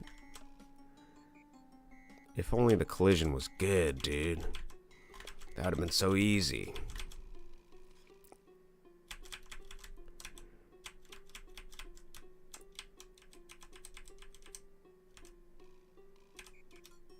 Oh, man. I kind of thought I had a position there, but it was not as good as I thought it was.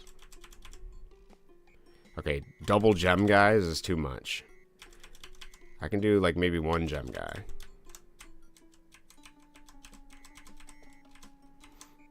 Okay, let's get up here. Let's do this again. And let's see if we can get in. Oh, man, you really can't hit that edge at all. Okay. I'm suspecting that's the end. I am suspecting that is the end goal of this level. The execution of which is going to be difficult. Okay. So we go over here. I'm getting more consistent, but... Oh, man, bro. #1 Johnny fan in Ukraine. Well, that's awesome to hear, dude. Johnny fan all the way in Ukraine. Yeah, that's... Sounds tumultuous, though, if it's that loud. That's a little crazy. I'm sorry you have to go through that. I don't know anything about what it would be like to go through a situation like that, so...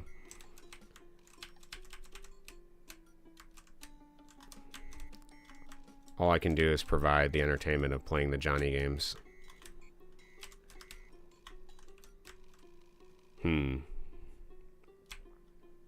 I feel like this is the answer.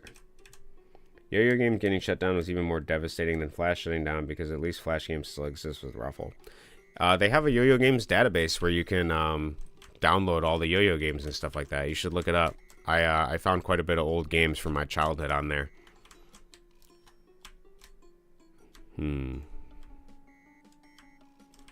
It's a database, and you can search if you know the developer's name. You can search by that. There's also some... I don't remember if there's tags or not, but they have all the old Yo-Yo games. Most of them, anyways. Not all of the ones I remember, but... Nice! Look at that, dude. This has got to be the end. What? Are you serious? There's no way. I was convinced, dude. Okay, there's something weird happening here.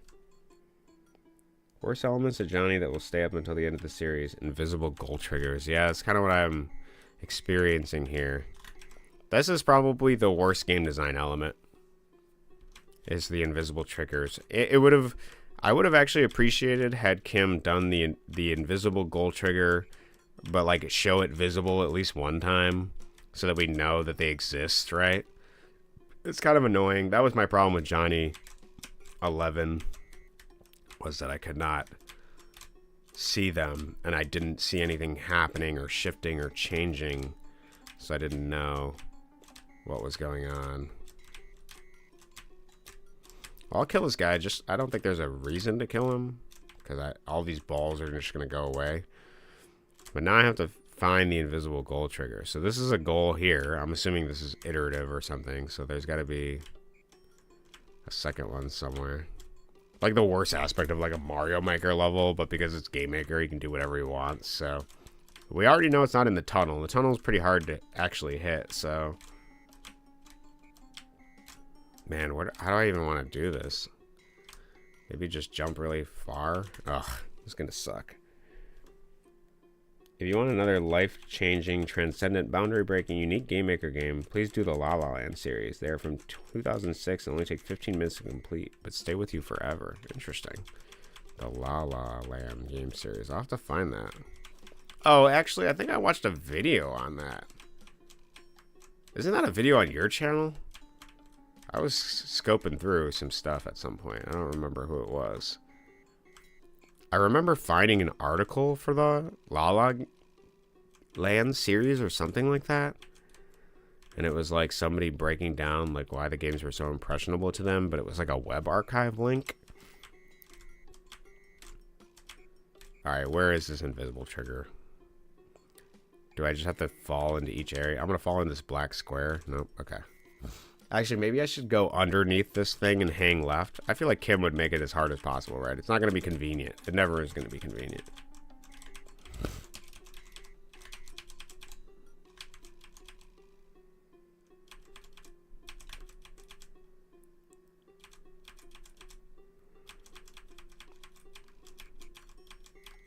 I guess it is a sort of puzzle game mechanic to have these invisible triggers, but it's terrible. Even a noise would be nice. Okay, so down. I found it. It's under left. I fucking knew it. Kim would totally do some shit like that. Okay, moving kills you. That's good to know. Or maybe there's just an invisible... Oh, okay. This is a minefield of invisible triggers is what this is. Nice. This level is early peak game design. Okay, there's something. So, okay, we gotta do 3. So 3, 2, 3, 3, 3, 4, 3, 4. Just full jump. Okay, maybe we just max jump it.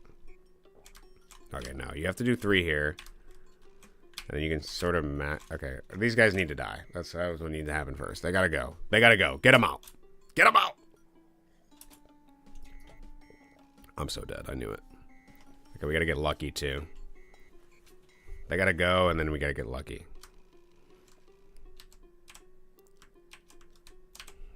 Okay.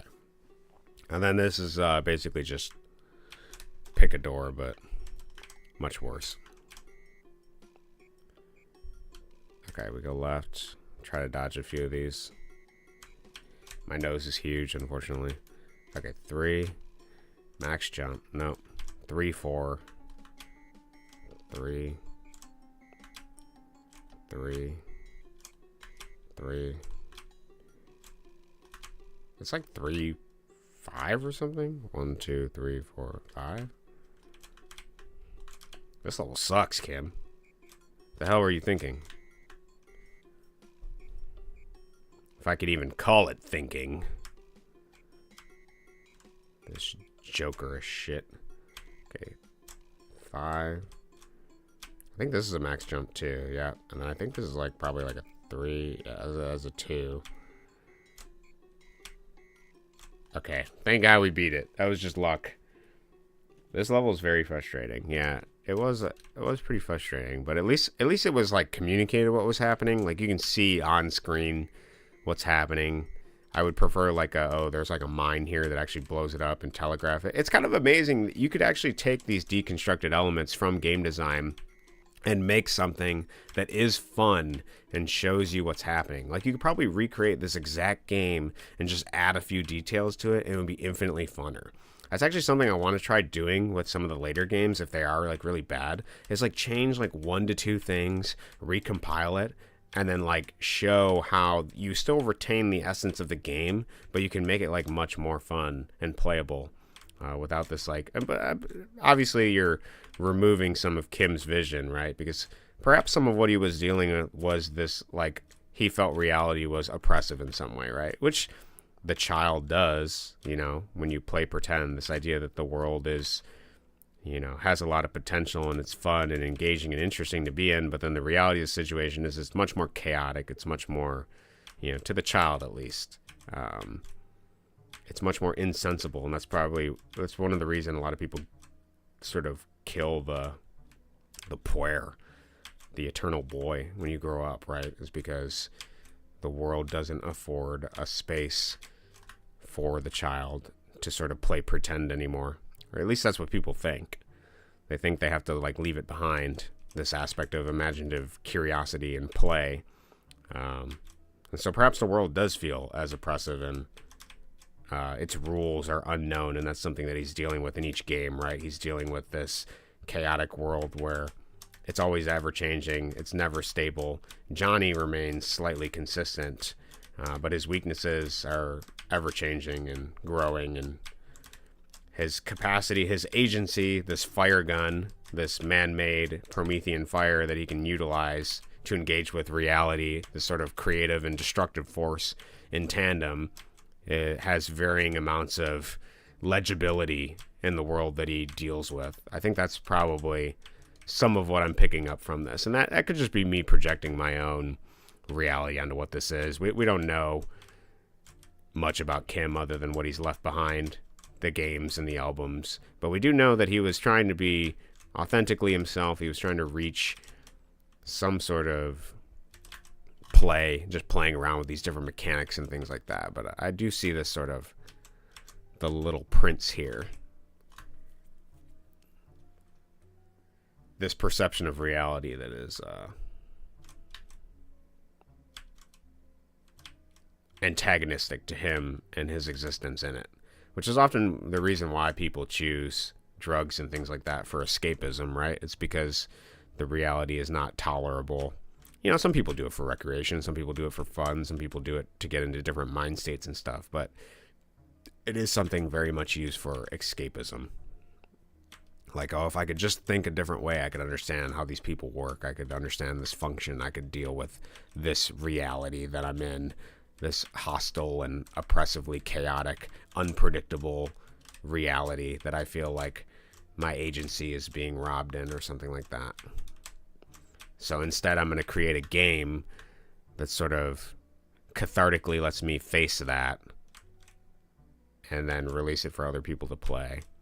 But it's more forgiving because there's at least saving and loading here, where in real life there's no saving and loading. Like, you have tooth decay because of some problem or drug or something, you're never getting those teeth back unless you pay for fake teeth. The reason I say teeth is because I believe Kim lost a lot of his teeth as time goes on. And something I see a lot of in people that have like a sort of psychic breakdown or something like that is that they have some sort of chronic pain that they can't deal with. I mean, even Nietzsche dealt with like migraines and headaches.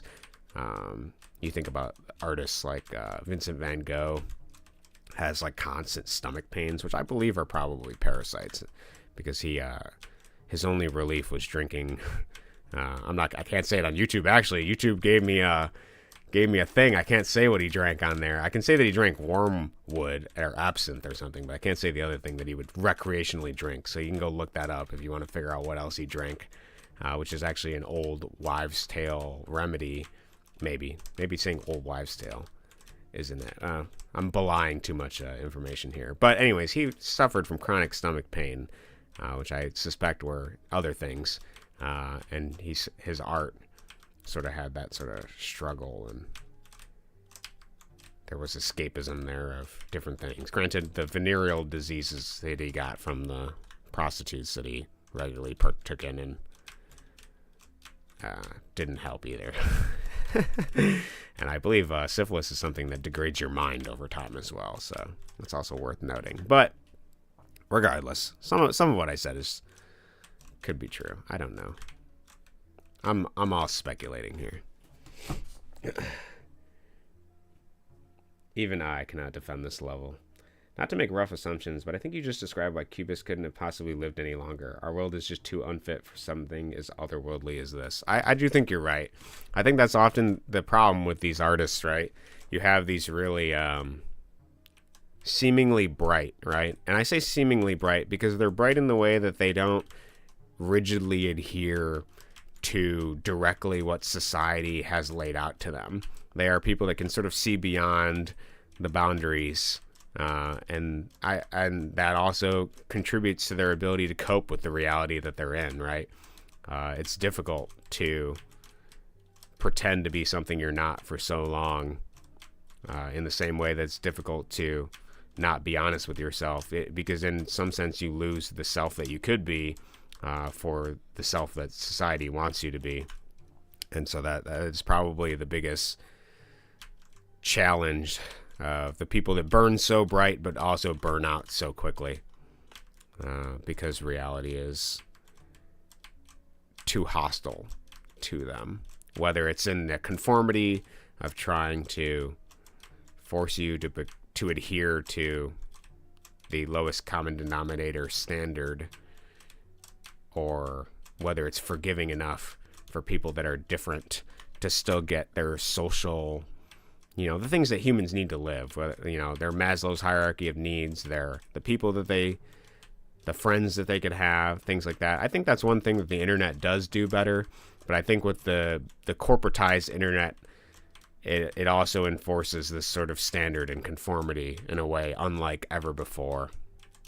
And there's also this atomizing aspect too, whereas we are globalizing in positive ways of being able to transverse different cultures and meet different people we wouldn't otherwise meet. I mean, I'm talking to you right now, and you're in Ukraine, like all the way on the other side of the world. We're both speaking English. We can communicate with each other to some extent because of the soft powers of different nations and the cultures that they have and the understanding that comes between that. But and in ways it also is like atomizing, because it's easier for groups to form.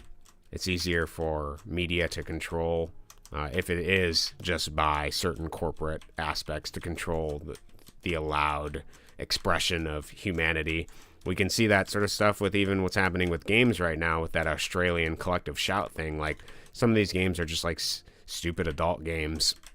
I say stupid because they're not like intended to be. At least I don't think. I haven't played them, but that's a big assumption on my part. Let's not call them stupid. That's just me judging them. They are just games, right? There are people making games. Some of them are products. Some of them may be trying to say stuff. But at the end of the day, they are just games. And whether you choose to engage with them or not is your choice as a consumer. Steam has a lot of protections for children not finding those sort of things.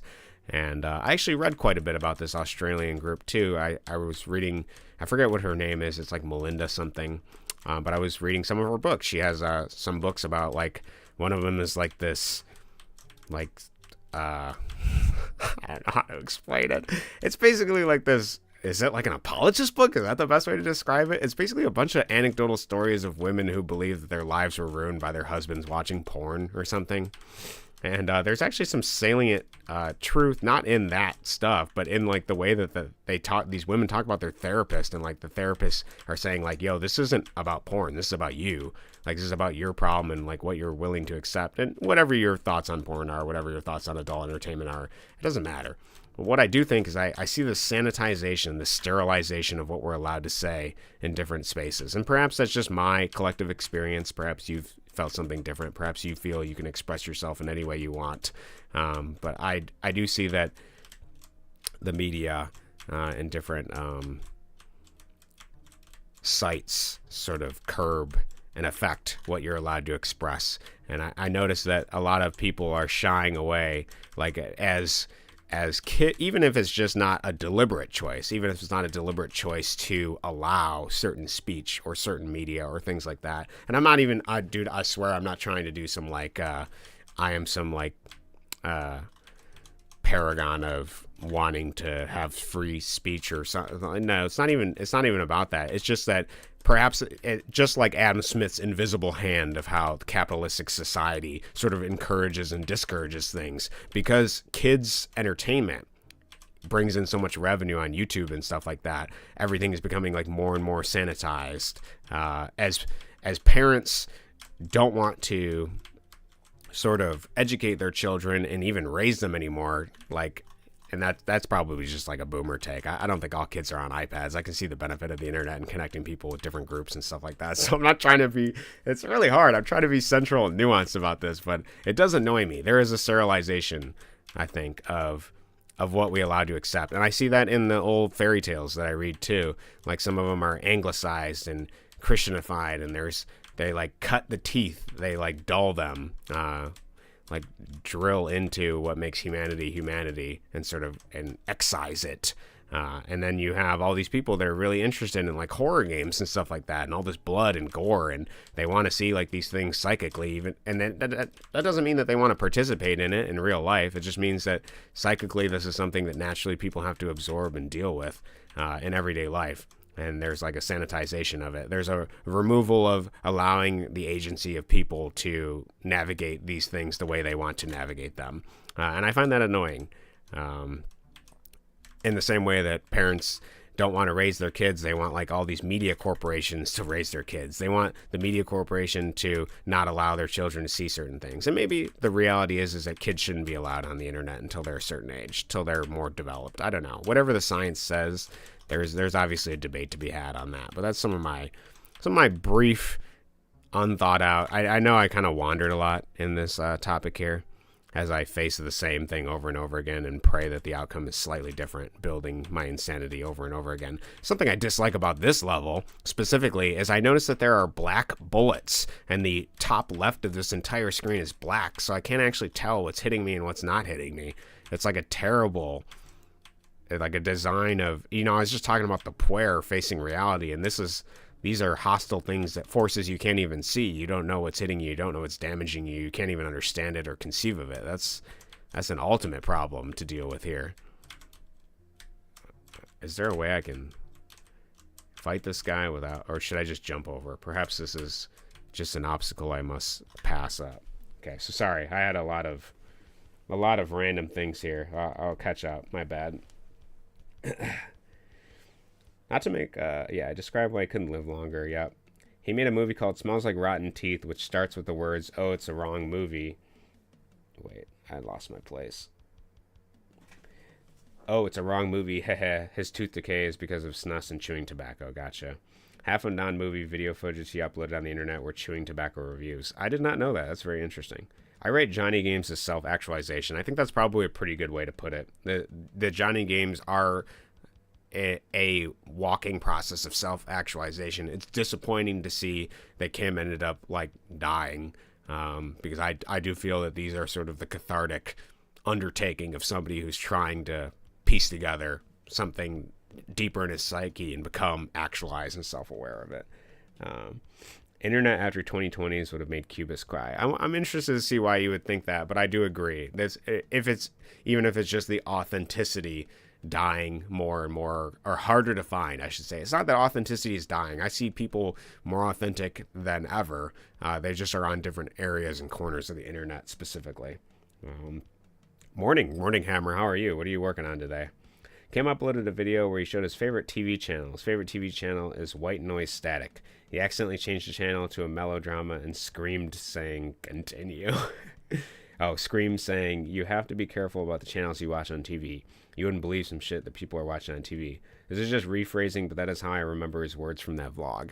That makes a lot of sense, because it's like, I also think a lot about you are what you consume sort of thing, or even if it's not, I don't want to parrot the like, the like traditional moms that are like, if you just play GTA all the time, all you're going to think about is violence. I don't think that's true. I just think like there's a limit of what you can think about, and that is, and that you do absorb, maybe even spiritually, of some of the things that you take in.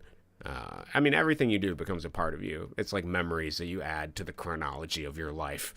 So I can see that, yeah, some of the stuff on TV, like, do you really want to believe that? Like, let's say you're watching a show, and the show has, like, this archetypical symbol of, like, what makes a man great. And, like, the sitcoms, take, like, sitcoms, something that my girlfriend and I talk about a lot. It's, like, these sitcoms of these, like, helpless men that are, like, man children, that was like a really popular thing in like the 90s and early 2000s. You have like King of Queens, you have like Everybody Loves Raymond, like these weird like man-children men archetypes that are like helpless. They don't really contribute to the house. They sort of just work their job. They're like petulant at times. They don't think like very rationally, or that their rationalization is from like a childlike mind space of like always losing, rather than like a giving mindset or something like that. It's weird to think about. It's weird to think that these things, these impressions in your psyche sort of thing, like, yeah, you might as well just watch the black and white static, because at least black and white, you know, it's something you can see and conceive and sort of come up with your own conclusions about. But when you watch like different stuff, you know, well, you got to think about like, how much are you learning from this? And if you are learning from it, do you need to unlearn it? Is this something useful to you? So something like that. What the heck did I turn into? Well, we are playing the Johnny series by Kimberly Kubus, and this is Johnny 14, I think 15. We're on one of them. So this is sort of, I guess this is probably what Johnny incentivizes, this sort of communication, this conversation about authenticity and what you should and shouldn't, or, you know, maybe this is just self-actualization. What this is the process of walking through the hero's journey of Johnny and seeing what he can and can't do. But we're speculating on a lot of stuff here, so take it with a grain of salt. True kids entertainment can actually be good. My favorite movie is an 80s 3-hour Chilean low fantasy surrealist TV movie for children, and it is extremely beautiful. Well, you can't just say that and not drop the name, dude. I want to know what that is. Tell me what it is. Chilean movie? Come on, man. Fantasy? I gotta know. Johnny 25 has absolute black bullets on the absolute black background screen, and this is almost nothing compared to that. I don't even want to know. I don't want to know, dude. That sounds horrible. I can't. I'm not looking forward to playing that, but we'll get there. Riot from Fuzzy. What Kubus meant with TV, I think, is that you can lose your creativity if you enjoy uncreative things, and that is why Jinx Tengu defines AI art as hypermaterialism that is dangerous to the mind. I can see that. I can very much see that. Because yeah, it is hypermaterialism. It's offsetting. It's like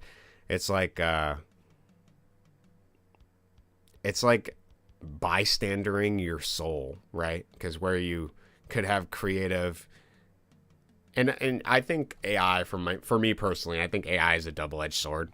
There's a lot of programming stuff I've learned through AI that has helped me be more authentic in my own art. So I can see the value from it from there. But if you use it to divest yourself of your own free will and your own honest like self, it's the same way I don't really like assets for video games. Like, you're essentially relying on somebody else's art to try to communicate something that's yours. Like, I would rather play a Johnny game that scribbles and scrawls and terrible stuff than like somebody just using like an asset pack or something. And I understand there's a way to learn through doing stuff like that, but I ultimately always find the human capacity with all of its imperfections as much more enjoyable than, you know, something made with just AI even. You know, that's obviously one of the problems with AI, is that it sort of commodifies. It sort of finds these patterns, looking from the outside in, but it doesn't have the inner soul that makes art, sort of thing. It doesn't have the inner potential that art could have to represent something. So that's something I think about quite often. I've been unlearning doubt these past 2 weeks. That's awesome to hear, Fuzzy. That is something I played around with in my game, Jump Off the Bridge, with my self-doubt level. So I'm excited to see if that manifests in any of your stuff. What have you been doing to unlearn doubt? Have you just been recklessly taking action regardless of what the inner critic says? Let me know. I'm curious. Some may hate Johnny games, but we couldn't have ever had these amazing philosophical observations with mainstream AAA plus game. Yeah, I feel the same way. I don't, and it's not to say that they don't ever reach that point. I just think because there's so many people that have their hands in that proverbial pie that is a AAA game, and it's like sanitized to a certain level, like you're not, I don't know. It's like, we're having a conversation about a person that existed and is expressing himself through each of these games, sort of thing. So there's another element here. There's a single person behind all of this, and we sort of know the chronology of his life, as unfortunately he's not with us anymore. And so that offers quite a bit about existentialism, eschatological beginnings and endings of life and the meaning of it and things like that. So I do think you can have conversations like these with AAA games, but I think that they are leery in wanting to go down those routes, right? Because saying something is also not only picking a side, but it's also not saying something. And games, AAA games specifically, are focused on the lowest common denominator, right? They want to reach the most audience. They want to pander to as much as possible because profit margin is more important than artistic integrity. And so often saying nothing is better than saying something, because committing to saying something is picking a side. It is saying something, and saying something requires you to obviously say something. That's what it is. Something I haven't seen in these games, which is very interesting, is even with all of the weird mechanics he's been playing with, none of the things have ever repeated a level. Like, he doesn't go back to a level. You're always making progress, assuming that you sort of do the level, right? That's pretty interesting. There's no like backtracking. He wasn't lazy about you having to redo everything over again, which I think is kind of compelling. It's sort of like life happens and you don't go back sort of thing. Like, there is some sort of life aspect of life goes on. Here we are, this is our new reality. This is what we got to deal with. You can't go back to the past. There is some optimistic thing about that in these games. A very philosophical Johnny thing compared to me complaining about the annoying mechanics yesterday. Oh, man, some of those Johnny games, dude, they were killing me. I could feel myself taking psychic damage, bro. I didn't think I was going to make it. But I am appreciating them more today. This is something that just sort of needs to ferment, right? You play the game, you think about it, you think about Kim, you think about what he managed to achieve here. And I'm appreciative of that. I'm also appreciative that my huge, fat nose finds its way to block me from making any amount of progress because I keep teleporting under the map. This also feels like a random invisible trigger, invisible platforms. It's interesting that he takes certain mechanics and he doesn't continue them, because the invisible platforms was something that was before. Should I just go hard left? I don't know. Interesting. I don't like itch.io games as much as Kubus games because most of them lack inspired sincerity despite being indie. Like, they still try to conform and appeal to popular audience too much. I do agree with that, yeah. I do agree that, there's... And that's probably... maybe it's just the way the culture is moving. I don't know. It's hard to say. There's a primitive, like, I'm gonna do just to do here. And maybe that's just because the only stuff you see on itch.io is the stuff that rises to the top. But even them, they're subjecting right now to collective shout, I believe. So we'll see what the nature of the ability to express yourself looks like on itch.io pretty soon here. I feel like everybody's going to sort of have to regress, which I don't know if it's necessarily a regression, but it's a regression in the terms of like the modern things the internet affords to you. Everybody's going to have to go back to just having a personal website where you post whatever you feel like.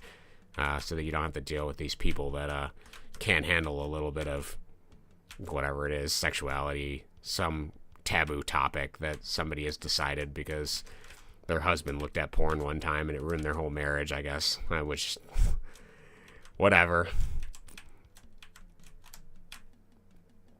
Okay, it was to the right, but it was not what I expected. It was a leap of faith. A lot of self-help videos and extreme deliberate talking to myself about things. Interesting. Well, I am curious to see what that manifests like for you, Fuzzy. Something I admire about your game design is that it is an honest foray into somebody both learning games and trying to authentically express themselves. That's what I like about your work. It feels closer to the Johnny games, if you will. Not in terms of like, unfun to play. You are making things that are more and more fun as each iteration plays. The games give you more and more agency. Like my... avoiding all the spiders for the last game that you made. That was pretty funny. And that's something I do like about your game design. It feels like you make it just to make it sometimes. Oh my, invisible triggers galore. My favorite Kimberly Kubus mechanic. The minefield of invisible things. Oh, I see. This, this level is gonna suck, dude. At least there's no monsters, I guess. There's some cope here. Okay. Do I have to go down this hole? No. Oh my. Okay, there's a thought experiment here. Do I have to go back to go? Okay. Oh shit. Okay, okay, we can't. There's something over there. There's something in the water. Okay, we gotta jump high. We can hit this one. All of these don't. There's nothing over here that's invisible. Yeah, I don't see anything over here. Okay. Is there something over here? Okay, there's something right there that's invisible. It's like right in that middle one that's the problem. This one doesn't matter. This one over here.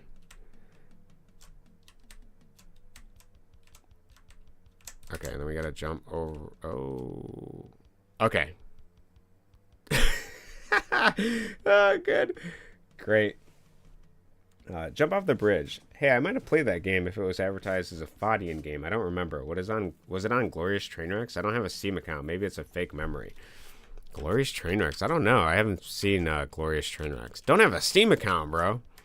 We're gonna make one for you. We gotta make you a Steam account. I'll send you a free copy of my game. You can play it. I think you would like it. Some people call it a Fadian game, but that's not really what my intention was.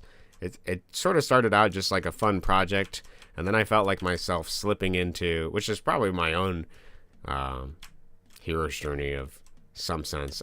I felt myself slipping into trying to please my audience rather than please myself, and then I sort of hit the artist block of not wanting to work on it anymore. And then as I work with it more and more now, I see myself being more and more authentic. I just released a level where the goal of the level is actually, the level just straight up crashes if you fail it. It's pretty funny. It's a bug. It's a cockroach in a Jeep that drives towards the player, and you have to do some kind of absurd thing to navigate it. So I feel like I'm being more honest and more authentic in that game design as time goes on, and I am inspired by these games. So I think you would like it. At times it's difficult, but I try to be forgiving, and I'm getting more forgiving with my game design, so we'll see what the game ends up looking like in the future. And then most of my audience is, most of the fans of the game are Chinese, which is interesting too, because there's like a cultural gap that I try to bridge. So that's pretty fun. These enemies look like shrimp. I like their eyes. I'll have to see that. Hello, Jade. Welcome. I love your whatever that is. The twerking or something like that. That's beautiful. No, there was a time in the early 2020s when I played about 5% of all itch.io, so I was an extreme fan of platform. Even some popular games still feel zany just for the sake of being zany. Yeah, I understand what you're saying. Jade, all these emotes you've added are amazing. I never posted my game on itch.io. It's only ever been on Steam, so I don't actually know what Glorious Trainwrecks is. But I do agree that a lot of itch.io games are just being zany for the sake of, they're trying to access some popularity, I think, is what ends up happening. You must stand on the 6th circle, lean left, and then do a mega jump while holding right to touch the highest block to the right side and then get teleported. Oh, you did it while I typed it out. I got lucky, bro. I got lucky. Don't worry, you don't need to school me on this. I'll figure it out. If I really do get stuck, I'll go to Saint. I'll check out his videos. That is a beautiful. It's amazing, Jane. I love that it's 3 of them stacked on each other. Doyle official, welcome, Doyle. How are you? Riot, Possum Dance. All right. Well, for anyone just joining us, we are playing Johnny. This is the 15th game, I think. I think it's the 15th one, and this game is it's challenging in its own right. Okay, we killed some guys. I think that there's an invisible trigger somewhere, probably. Or I need to fall down. All the Johnny games were made by Kimberly Kubus, and they have their own variety of... These guys kind of do look like shrimp. I do like their eyes. They don't look menacing like a lot of the stuff. For whatever reason, the last game had a lot of menacing looking guys, but all these guys look generally, they look like you could hang out with them. You could have a party with them. They look like they're each going to bring something to the table. Maybe not this guy. That guy's a square. But the other guys, they got something to bring. They got something to offer, you know? Am I just making friendships all transactional? Is that what it is? If they have nothing to offer, then I don't accept them as they are? Well, this is an interesting foray into more philosophical discussion here. Okay, you just had to go right. You had to hang right. Look at all these squares. I just complained about him, and now he's giving me a ton of them to deal with. Wait, I gotta get, like, slightly left here. Nice. This is the position. Take him out. Wow, this is one by one. One by one, their forces weaken. Simple, really. Trivial. As long as my nose does not get hit, I can progress. This Johnny game's actually got some length to it. It hasn't been horrible to play. It has been kind of a treat. I have not needed to glitch anything, although some of the glitching is a little awkward at times. Just as I say that, he teleports upwards. Always up with this guy.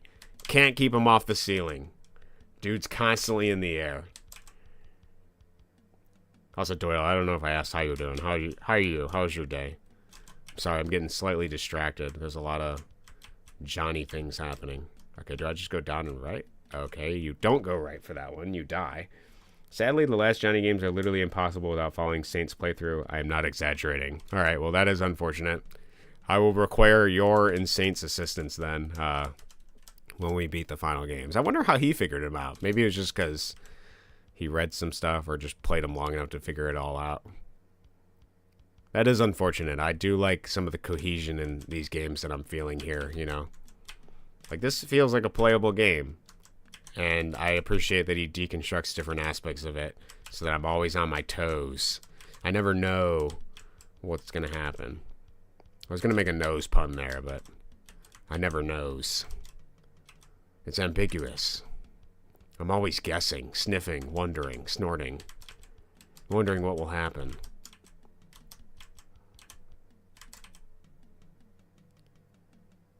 Okay, I see them, some of the overlaps of them are dying bit by bit. Okay, so for this one, I don't gotta go right, I gotta go left. There's a platform down there. Oh, okay, so once you go right, then you hit an invisible trigger, and then this disappears and there's a new platform. I kind of like that. It's like, yeah, sometimes you gotta go forward, so then you gotta backtrack. There's like some if you're somebody like me that likes to read a lot of random stuff into things that could be potentially meaningless, then I quite like that. I like confirmation bias of reaffirming things I already feel about reality. That's nice to see. I like to feel validated in that way. Okay, so we have to go right over here. I think we gotta leap. Oh. Oh, man. I don't know how it works. I don't know where the trigger is. I gotta figure it out. Okay. It's okay, though. We're making progress. Saint had to decompile them to even understand what the hell was going on. Yeah, that makes sense. I have them decompiled, so I guess I have that to my advantage as well. I already thought ahead of time to decompile because I wanted to see, like, what is going on? What determines score? Are we progressing or regressing or what?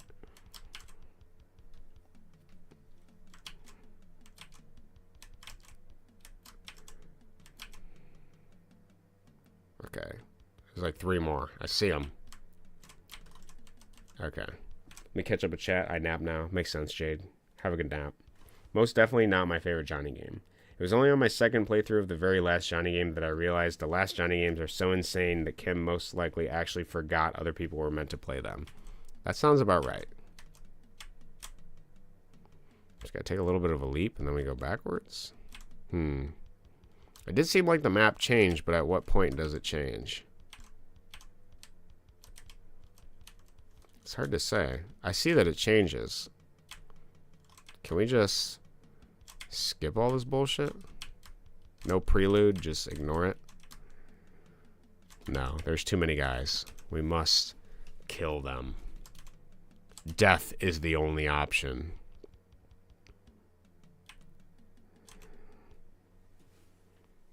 Please decompile the map Cheese Dreams sometime. That would make my day, and I would make a video guide on how to access each screen. Yeah, I think it might. I don't think I'll be able to decompile it because it might be too old, or whatever Game Maker version he's using. He said he was using like XP or something like that. But I do want to make a map, so I may go in. Well, the interesting thing about Cheese Dreams is that sometimes you feel like you're going down, and sometimes you feel like you're going up. You know. Like, sometimes I feel like I can sort of loop back upwards in that game because the maps are repeating sometimes, and sometimes new maps will give you different options when you're in them, which is fascinating because it's like, oh, I triggered something, some invisible trigger, and now there's a hole on this level that I can descend into. Like, that's fascinating to me. I quite like the game design in it. I want to try designing something similarly myself, in different ways. There's some of the chaos that I don't necessarily like, but I do like some of it. So that sort of formless, ever-changing, multi-mini game thing is an interesting concept to me. And I also think it'd be a fun experiment to sort of program a wide variety of things. What do I do here? I died for some reason. Interesting. Methinks some bullshittery is afoot. Oh, wait a minute. I'm silly. Okay, I figured it out. You know, it's interesting because in these games, he's been putting a block on the left-hand side, so I just inferred that I wouldn't be able to go left. So this is why you gotta redo some things. You gotta try new strats. Like, can I go left here? No, I can't. See, there's a invisible wall here, but I just assumed that level had an invisible wall. It's like Kim is actively teaching you, like, hey, you know, you can't learn everything. That you're just gonna have to approach each of these things with a child's mind. You have to not assume anything. Sort of speak from within, in a way, right? That's what I do like about these games. It's like, hey, nothing is sacred. We're going to deconstruct it all. Sometimes you're going to have a gun. Sometimes your gun's going to reload. Sometimes you're going to be able to jump. Sometimes you're not going to be able to jump. Sometimes you're going to be able to shrink. Sometimes you're not going to be able to shrink. Sometimes you're going to be able to beat the level by going right. Sometimes you're going to have to go up, down, left, right, and hit 5 invisible triggers. It's never the same. That's what I do. I do really appreciate that aspect of it. Even if the final games are just like a shit show of like unpredictability and like esoterically unpenetratable for the average player, I will take away from this that, you know, often in games we sort of lead with the foot that has experienced a lot of these games, right? A lot of these games are familiar. They do not challenge the things we have learned. And so this is something that does actively challenge that. And each iteration gives me something new in the playground that I have to deal with. The playground that is these games. Something that feels like stable footing is, for another game, fodder to make you think otherwise. And that's what I do appreciate about it. That is something I am definitely learning from that. And in my own game, Jump Off the Bridge, I do use subversion a lot. I play with the player's expectations. I try to teach them something only to like throw a different ball in their court later. And this is something that this game does between each game, and I try to do it between each level. So I also feel a sense of familiarity there. But the subversion becomes familiar because it is constantly subverting, so you have to keep that in mind as well. As you design games or things that are subversive, in spite of common tropes, it still becomes predictable in its own unpredictability, which is also something to fight against actively. I see black bullets here, barely, that are... so I'm going to try to just keep jumping and try to kill these guys. Use my bullets as like a shield while I'm doing this.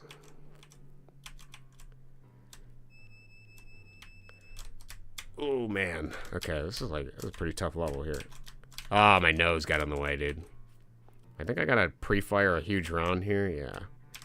There's like a lot of enemies to sort of begin the game down here. Okay, jump. Okay, we gotta kill some of this stuff here.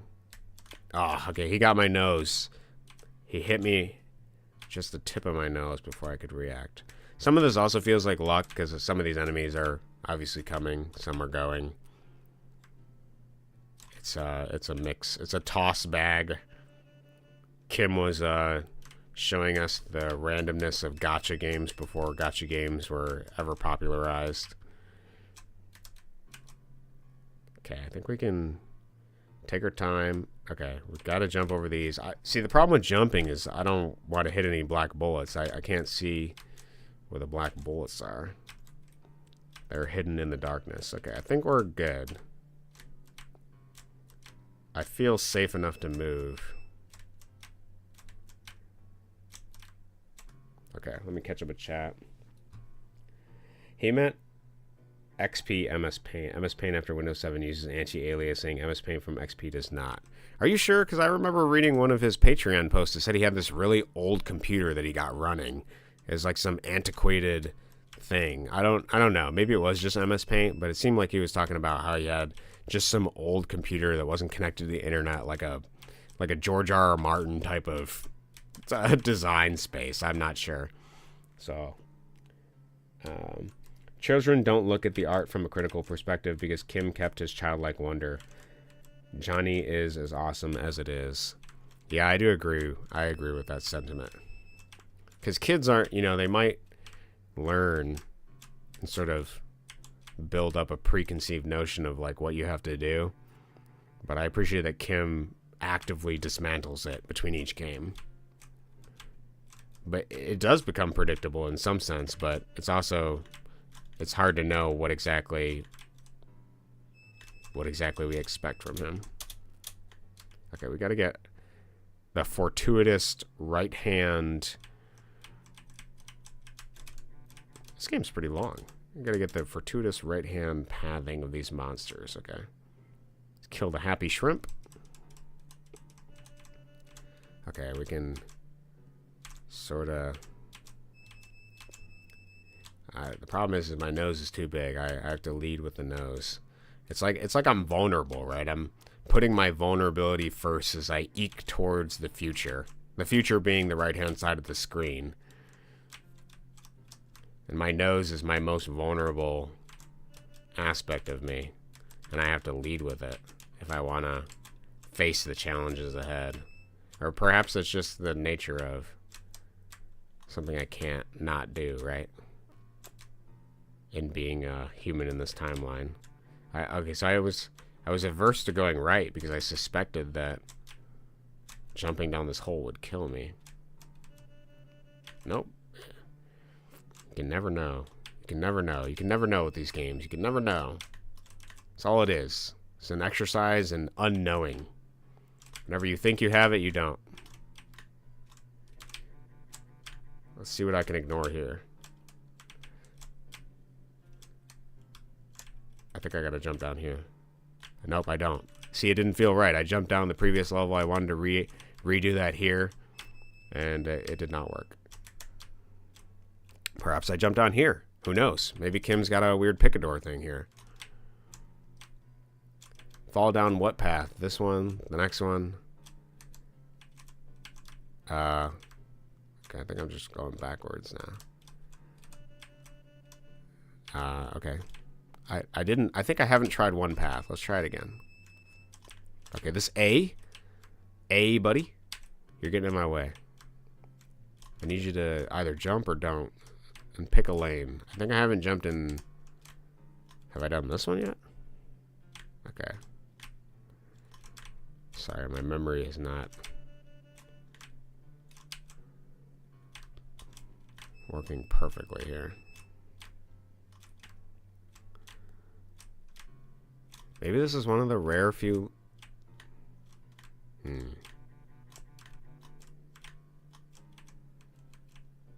I don't know what to trust anymore. Should we try killing everything? Suppose we can. Let's see what happens. There have been few levels in Kim's past, in the previous Johnny games, where you had to kill everything to progress. So I do know that is something he has programmed before. So it is something I can expect to see. That's also something interesting to think about, is like what you have seen before, you can kind of expect that you may see it again, because you know he's capable of doing it.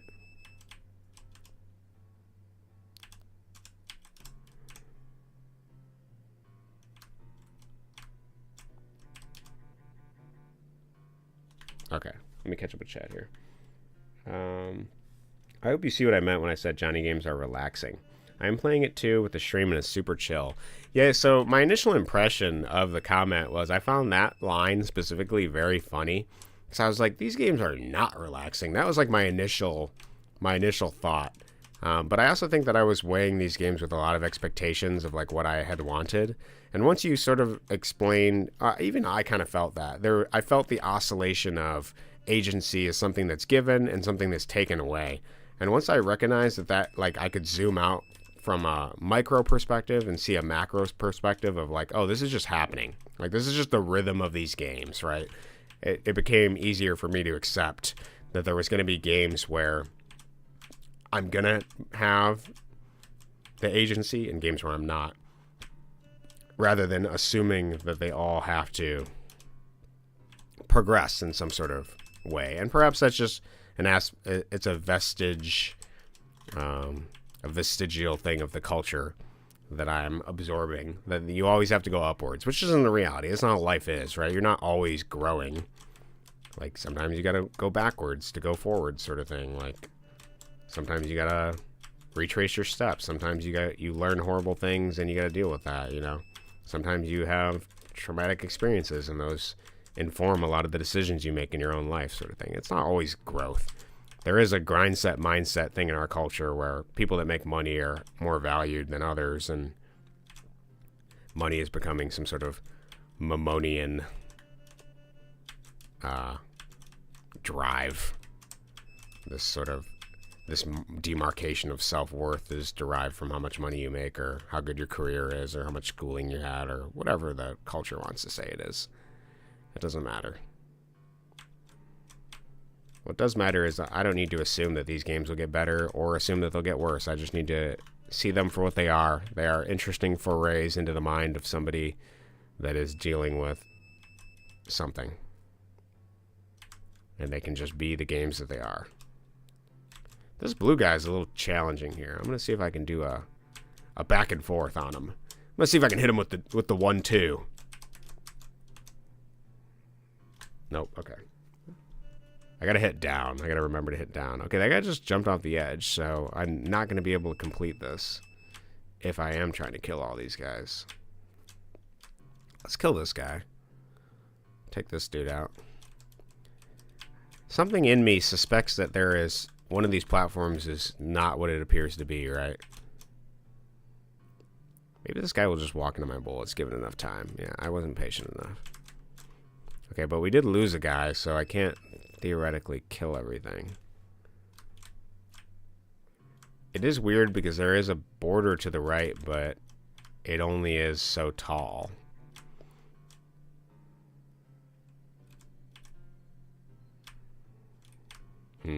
But yeah, I do think they're quite relaxing. I mean, once you think about it, like, you're not losing anything, right? I mean, the game continues. You have saved progress. You can load games. Like, it's pretty forgiving. Despite it being really hard to figure out exactly what the goal is for the game, it is pretty forgiving in that it lets you experiment without paying too much of a price. So yeah, it is a simple, relaxing game. Let me take this moment. I'm back. I start college on the 1st. Awesome. What are you going to college for, dude? I know you're already an accountant, so what are you trying to do? You're trying to do more math or something? Congratulations. I'm sorry I just shit on college a second ago. Beat it, 102 score. I think you need to fall down one of these holes on the screen. God or Mammon? Both. It becomes a god. It is supplanting God. Also, congrats on beating it. I was falling down one of the holes, but... Which hole? I did this hole. Maybe I'm not falling down them because my nose is hitting the side and then I'm teleporting beneath the like level trigger. That's probably what's happening. So let's try to get a clean descent.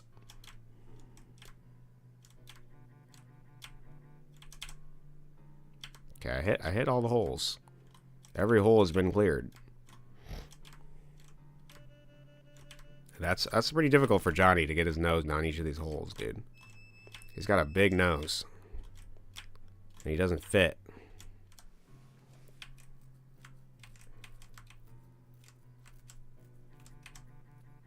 Okay, well, I'll kill everything again and see if that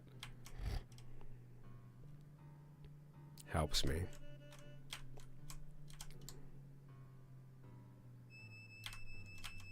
Maybe you have to kill everything and then jump down a hole? Accounting again, just furthering my degree. Johnny Schnozvo. Yeah, dude, Johnny's a huge schnozzo. So are you trying to get more money out of your accounting, or are you going for like some kind of... I don't know. I don't actually know what the higher levels of accounting are, so...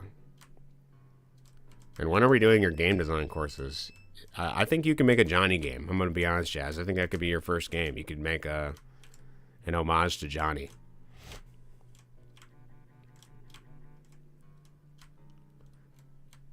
See, falling down the hole has taught me death, and so I'm fearful of losing progress, but then again, what is progress in a game that actively fights the definition of what progress means, you know?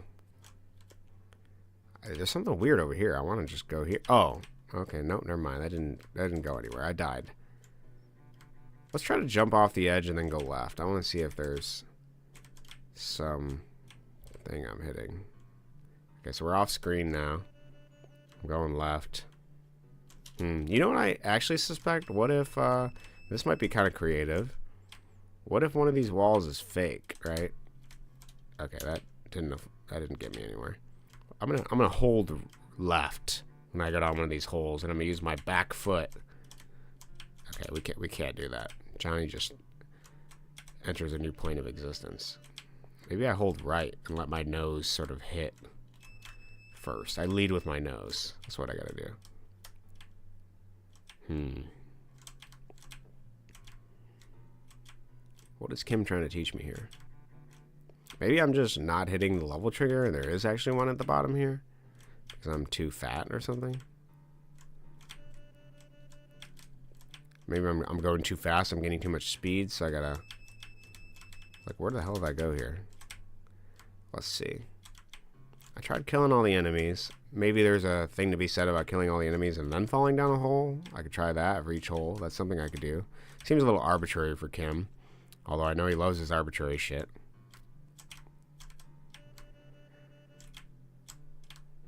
No, it was the second hole. Do the second hole. The second hole has the balls stacked weird. Yeah, I thought so. Do the second hole. I was in the second hole. I think when I might just be missing the level trigger. Maybe it's smaller than I think it is. No, it seems... I'm just not getting lucky, guys. This game is as much about luck as it is about playing.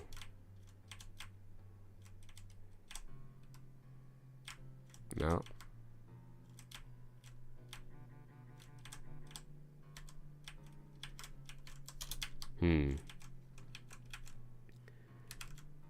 My second favorite game maker developer is Jazzo. He made Sexy Hiking, but has a lot of other games. You know, when I was looking up decompilers, I did see a lot of stuff for Sexy Hiking. I haven't played Sexy Hiking myself, though. Jazzuo.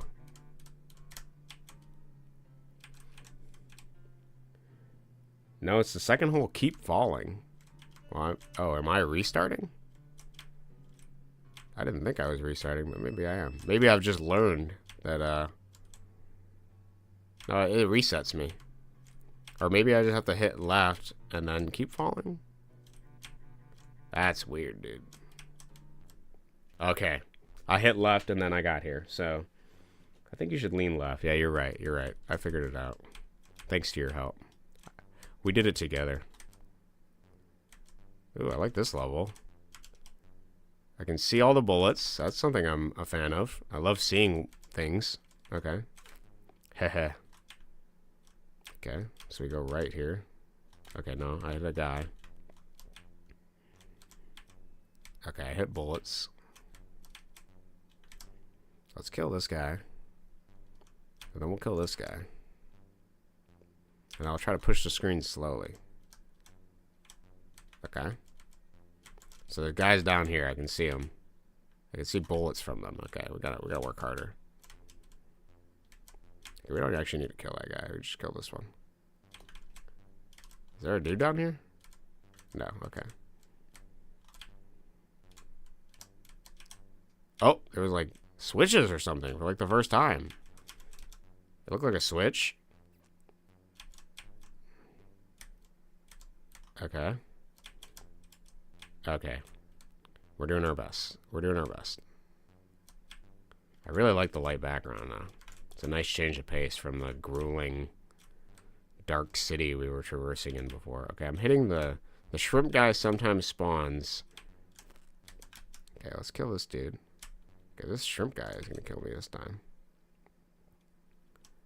Okay, let's aim down here a little bit more. Let's walk down. Okay, I feel like if I go left, I die. Okay. There's something over there. Boss chamber. Okay, we're close. It's the boss chamber switch. I wonder if we gotta hit both. I was in a precarious situation where in order to shoot right, I had to actually hit right, but I was already too close. My nose had been touching him. Okay, I don't know what killed me there. Got some different music tracks. That's nice to see. Nice to hear.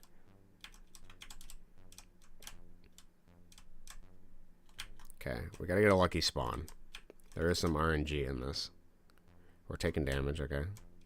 I didn't think I was gonna win that one. Okay. Can I shoot this guy from here? He's just sort of in my way. It's manageable still, but let's try to kill this guy.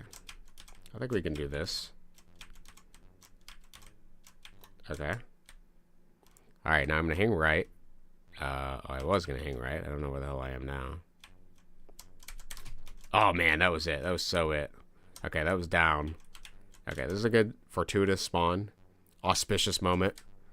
Let's take it for what we can. Okay, we got a hit here. I'm trying to jump. Okay. The real boss chamber. Oh, in here. I gotta jump down. Patient number 667. Well, isn't this a creative looking guy? Or patent. Okay, so sometimes he's gonna kill me. We'll see if the RNG blesses me. LMAO. How can anyone figure that out? I figured it out by accident. Yeah, dude, the falling thing is super weird. Sometimes it's like the triggers aren't even consistent for the end of the levels, so you just gotta pray. Yeah, you gotta want it. You're so right, Jazz. You gotta want it, unfortunately. If you don't want it enough, the game...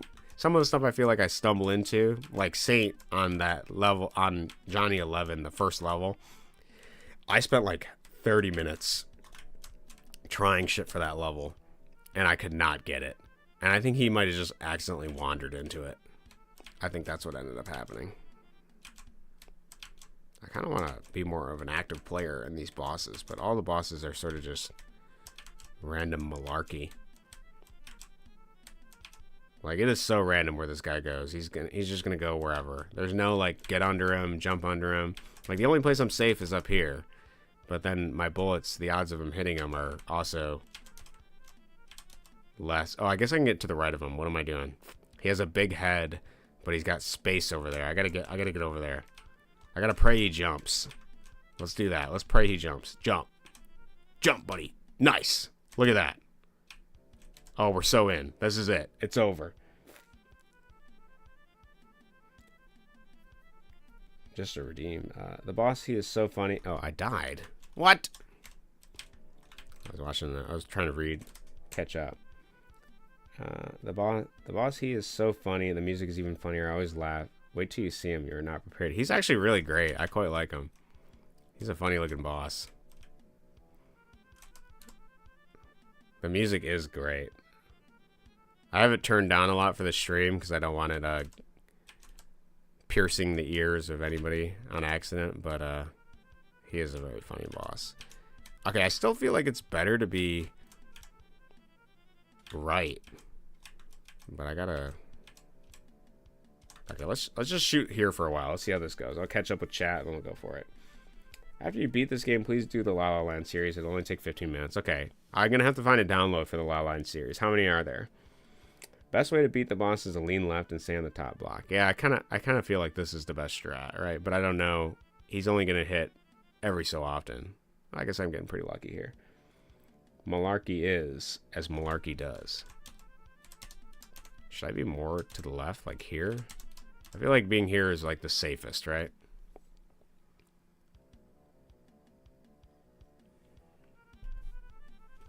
The music is really good, dude. That's so funny. It's like just a bunch of random quick beeps and boops. Download under my La La Van. Okay, gotcha. I'll download it. I think we'll get through Johnny in a couple weeks. If I do like anywhere from 2 to 5 games a day, we'll be getting there pretty soon. I'll continue each day. We'll do it till we get it done. I thought he was gonna glitch up here. Oh, okay. The asylums are back in action, and Johnny has retired to the Kubus camp. Finally, some lore, dude. Some lore. Don't worry, it is only temporarily. You got a score of 129. What did you say you got? I don't remember what you said you got. It's been for 102. Dude, we're score fighting now. Score fighting. Yeah, I will download the La La Land series. Oh, before we finish stream though, tell me what that Chilean movie you mentioned earlier was. I want to know what that is, and then I'll download the La La Land stuff right now while I'm waiting for your response on that. Let me see. Let me go to your thing.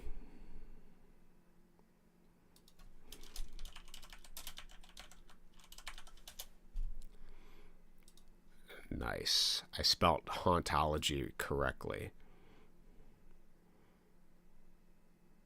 Yeah, I did. I watched a little bit of that, and then I saw that 1996 Macintosh animation thing by kids that I clicked on out of curiosity. I think it's this web archive link. Yep, it does download. Okay, I have it. There's only 5 of them. All right. Yeah, we'll do it after this. I did beat it. Beat it. So you're just going to abandon us? Okay, I may be able to do one more. How long is Johnny 16? Is it long? Because I got to eat. I got to go watch dogs I got to leave at 3:30. So I got like an hour. Oh, I got 2 hours, right? Yeah, I'm not doing my math. I got 2 hours.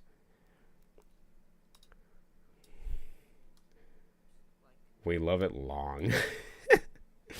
We love it long. Yeah, we love it long. The longer it is, the better. Jazz is desperately trying to get through her work. All right, let me look at. I'll take a look. I may please the audience today. We'll see what Johnny 16 looks like. If it's oppressive and horrible, I don't know. We'll see. No, it's okay for you to prioritize your stuff. I gotta go to watch thrillers from the 1960s. Okay, you still gotta answer my question. What is the name of the Chilean film? I gotta know the Chilean film. I can't go yet. Let's see here. I want to see what this game looks like, though. Let's get a preview. Oh, man. We get lore. One day, while Johnny is cooking breakfast in the bedroom, with a haunting past around him, a big vortex suddenly sucks around, and a tall creature with the name of Asagun approaches. Asagun, hello. I am the big and mighty vacuum cleaner. Jikes! Johnny obviously can't say yikes, he says jikes. I see you are practicing for practice. Do you come in peace? Heck no, I come to wreak havoc with my unholy horde of morphic lunchmen. Oh girl, why oh why must this be? because the lame guy in Karamaska charged me a double of a Whack-A-Burger with extra 7-Island dressing. And so it has to be. The evil creature, of course, from Zania has now disappeared through the vortex, leaving Johnny by himself. It is time for another adventure to bring back the pale and crows, the green in the grass, the X and Hex. Leaving his toothbrush in the toilet as usual, Johnny heads out to protect Kubus once again. Wow, this is lore, bro. Manol's Destinies, 1984. Okay, I will look that up too. So the game dev passed away. Yeah, people say it's suicide, but some also suspect that it might not be as intentional like a suicide. It might have just been an accident of like drug overdose or something like that. So I do want to, let's look at Johnny. Let's see what Johnny's got here. Oh my. Oh my god. Do we have sounds? We have... Why is my jump horrible? We have a hat row? We have our hat of power? I'm turning this down for you guys too. I don't think you need to hear the random ows. Oh my god, this game is... Okay, we I don't want to spoil too much. It is actually awesome already. We will save that. That'll be the treat at the beginning of the day. I gotta go eat. Sorry, Jazz. You'll have to suffer for now, but I'll be back tomorrow from the top to do Johnny 16. Johnny 16 actually seems awesome. Low-key, super awesome. I can't wait to play it. Have a great day.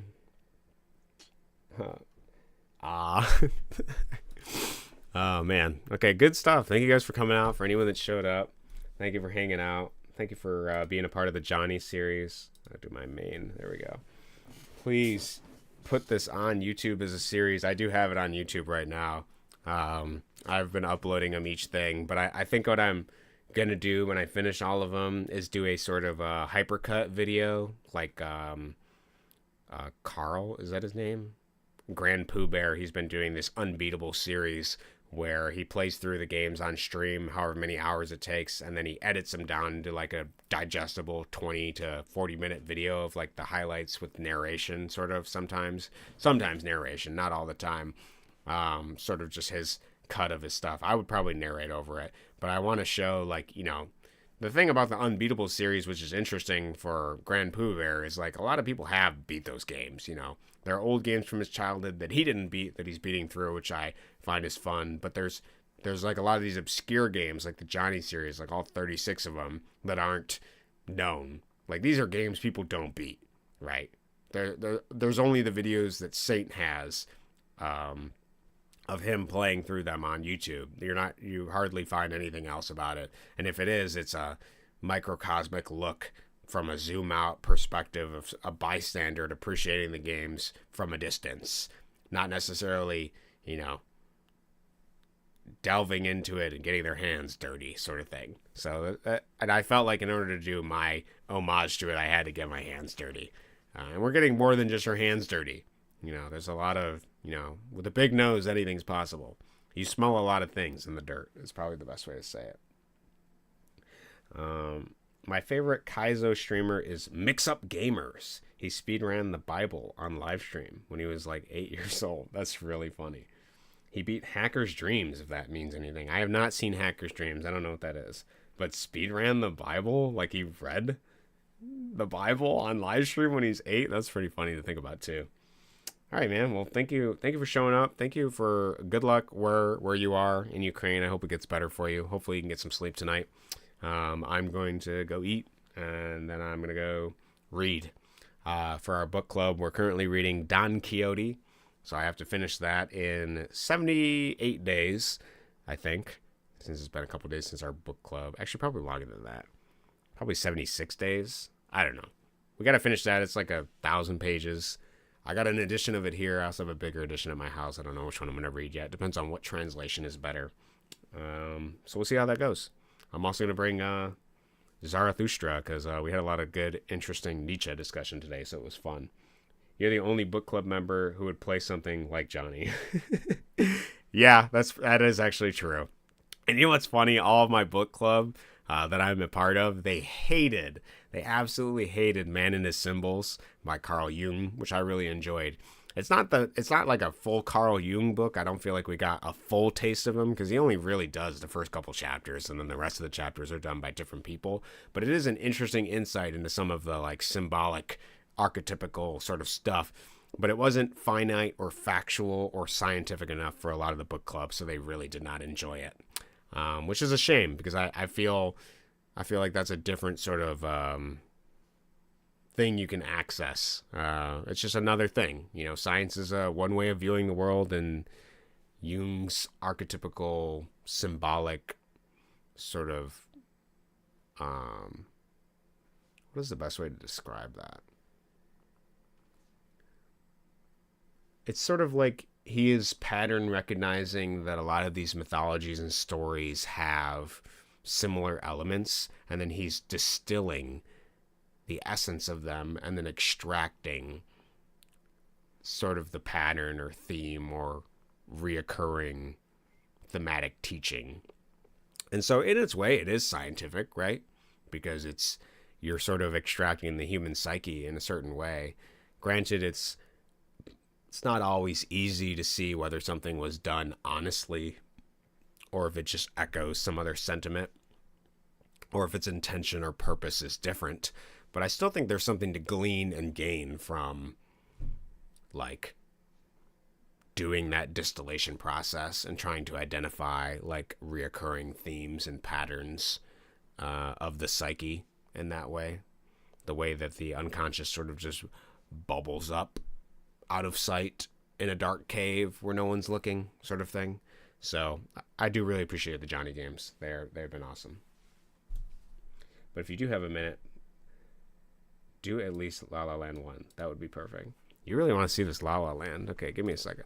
I'll pull it up for you. I'm a people pleaser sometimes. Give me a second. We'll see if I have any thoughts about La La Land.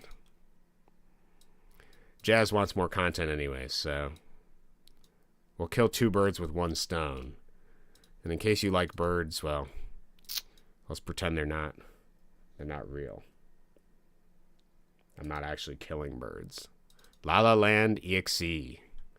Interesting. Okay, this looks like an art piece. La La Land. Man meets woman.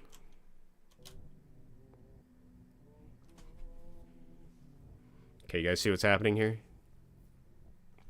So we're the guy in the top left.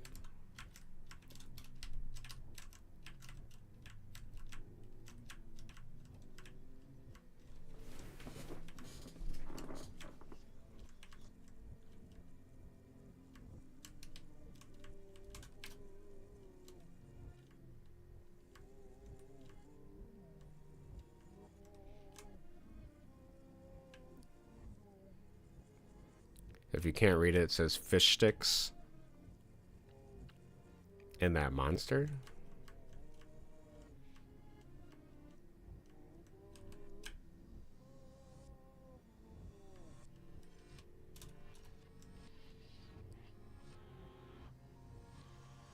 I'm holding right. 7, 8.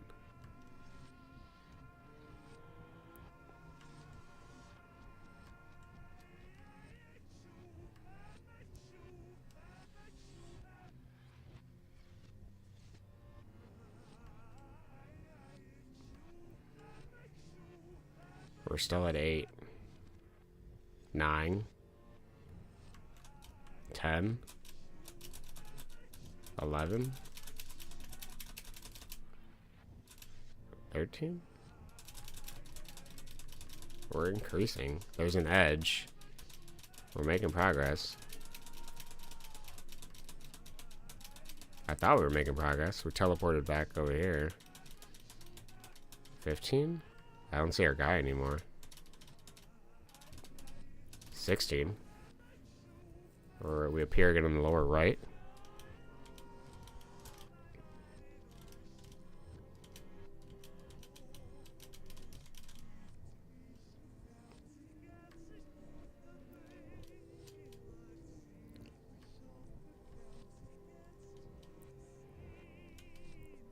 number has increased. Are these like different versions of ourselves making the end of the game? I feel like I'm controlling multiple characters. It's not just one.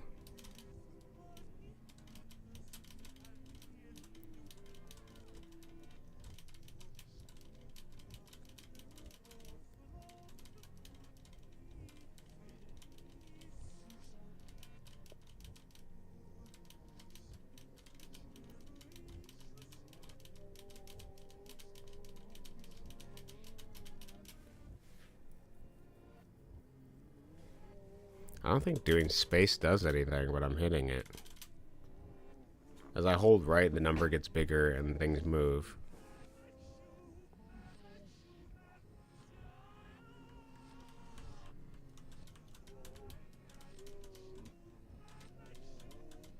The number is also changing position on the screen, which makes me feel like something is happening.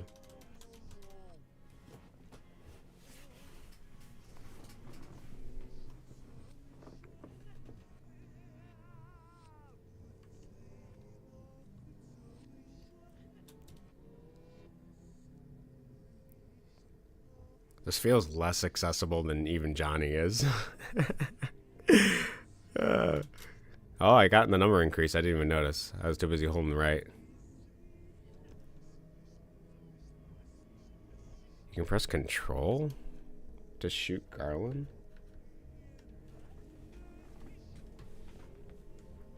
Or look at the clip from various Kubus blogs where he listens to banjo music. It's really funny. Thank you. So La La Land doesn't really have an ending. At least the ending wasn't discovered until 2025, which happens when you reach 50. So you can stop and go to La La Land too. Does it make sense with the rest of the series? Interesting. You press control to shoot Garland. Yeah, how long would you have to hold this to get to 50? Would it be just like forever? That's a very interesting game. Very impenetrable, just like Johnny games, but on a much different level. I'm excited to see the rest of it then. We'll save that for when we finish the Johnny series. I'll replay it again too for that, so that we can sort of catch everyone up with the lore, since you said it'll explain over time. My initial impression of the beginning screen is we have some sort of like Adam and Eve creation myth thing. At least that's the thing I got out of it. The man embraces the woman from behind, and then we sort of have this oppressively, colorfully static environment where we're controlling a bunch of different things barely. We're trying our best to control them, but it doesn't feel like we're doing anything but inching forward. Interesting thoughts. I'm not exactly sure. Now La La Land 2 please is easy. You want the whole La La Land experience, dude. All right, I'm just gonna do La La Land 2. We'll save the rest. Let's see what it looks like. There's a README. Music credit. Okay. I'll give it a look. I didn't even see what that said. I'm a poor fish head in need of money. Is it okay to steal from the rich because they have lots to spare?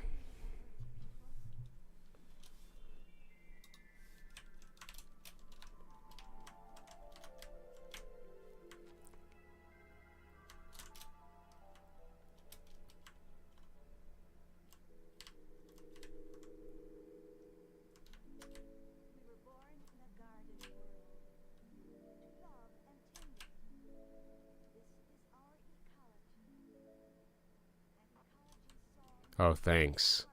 I want more. Big T. Bigot?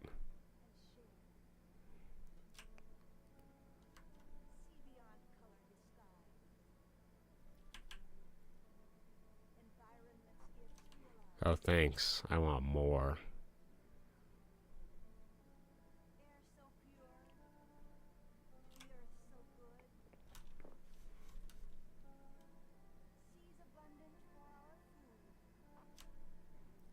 More. Is this getting smaller? I mean, it's moving, but I can't tell if it's actually decreasing or if it just resets every time. More. More. It feels like it's not doing anything. Oh, okay, so that pixel, the black pixel is close to the bottom on there. Let's see where we... Yeah, it's still the same. I want more.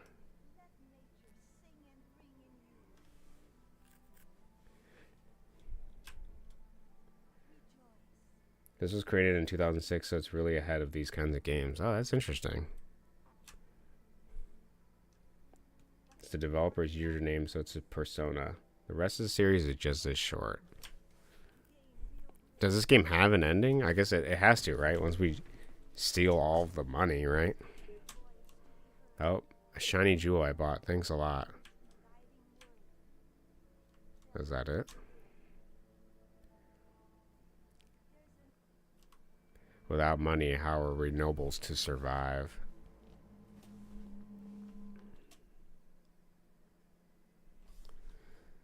Alright, you've stroked my curiosity. Do we do the third one too? If they're all this short? If this isn't going to take 20 minutes? I mean, you said it was going to take 15 minutes, so... Read me. 2006. If you feel the need to talk to someone about your problem, my email address is full cream cheese at Hotmail. Okay. Is this guy still alive? It is interesting. I'm sick and tired of eating these oranges every day. There has to be something more.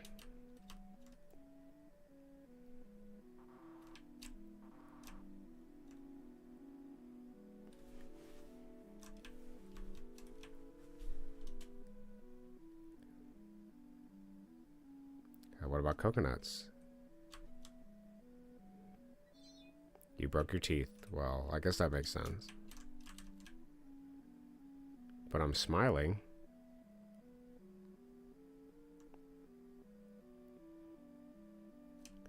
Reach up for the object? Your arms fell off. You are suddenly overwhelmed with hunger.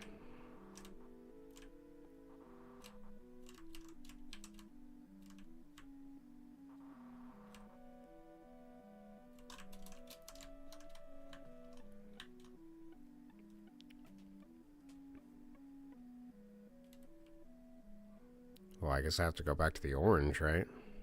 The orange didn't hurt my teeth. It didn't make my arms fall off. Peel oranges with hands. Press up. That may be a little difficult. Peel oranges with teeth. Press up. I don't think so. Never leave home again. Push down. You've learned a very valuable lesson. That was actually... I quite like that. That was awesome, dude. I really like that, dude. Holy. Okay. That was pretty awesome. I need my opinion to digest more for that, but I really did like that. Okay. I see where we're going with these. I see. All right. We're doing the rest. We got 2 more. I have a lot of thoughts, I think, about that one, but I'm not sure exactly what it's interesting. It's like, okay, you have something and you're always wanting more. It's like this human nature thing of you're always, you're never satisfied. The grass is always greener somewhere else, sort of thing. But then it's like, okay, so in an attempt to get these other things, you end up like hurting aspects of yourself. You have to make sacrifices, right? And in the idea of like you're tired of the same, so you try a coconut, but you end up hurting your teeth, right? And then you try to reach for more, you want apples, but in reaching for more, you end up sacrificing your arms. And then you try to go back to the thing that you had, but you've already made sacrifices to change the person you were then. So it's like, okay, well, should I just never leave home then? Should I never strive for more? Like, I guess I'll just stay home and become like an agoraphobic hikikomori hermit person. Like, it's a pretty profoundly interesting experimental game. I quite like that. Very fascinating. All right, let's see what 4 has to offer. La La Land 4. Okay, there's 2 of us, and they're both cooks. We're cooking something up. Part of the game is obscured. I can't quite see. I don't see fall damage. Okay, there's a path over here. There's 2 doors. He's gotten his door, but can I get in mine? No, I don't think I can. So I gotta be smarter about this. Okay, let's try again. I don't know if quit and restart is the goal, but let's try again. Okay, so we can approach our door first. Though it is obscured, we can get into the door. And then he can get into his door without being trapped. So we work together. Okay. And here's the fish head noble. Big T. It's time to serve the guest. No. Now there's a ghost version of myself.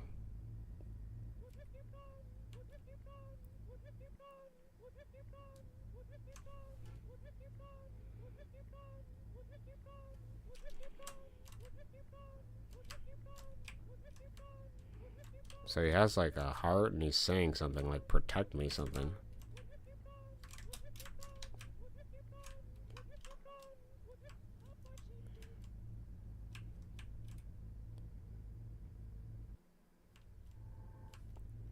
And then in love there is a door, okay.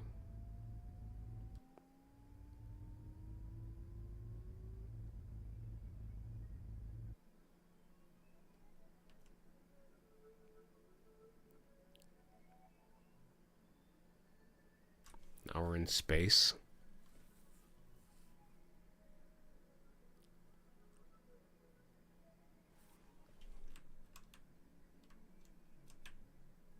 I don't need this chick. I'm a cook going my own way. I can't make a decision. Okay, I guess we have to embrace her in our ghostly form. With our toothless grin and our chef's hat. Guess she looks like she has teeth at least. Oh no, but no matter how much I try to reach her, I am thwarted at different points. It's like I have to move away from the love, the self-love I have, to chase this version of her. And it's an ideal version because we're in space, right? It's not a real version. That's why I have an imaginary self. My imaginary self has left my body. I'm astrally projecting to try to reach her, but I can't reach her. And I have to actively leave my own heart to try to reach her. And yet I persist.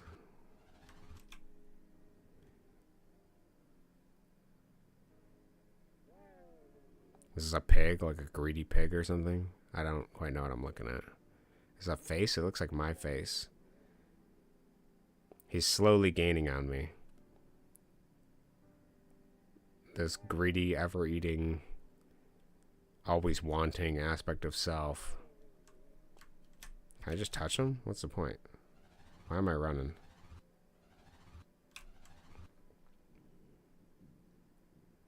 Let him catch up.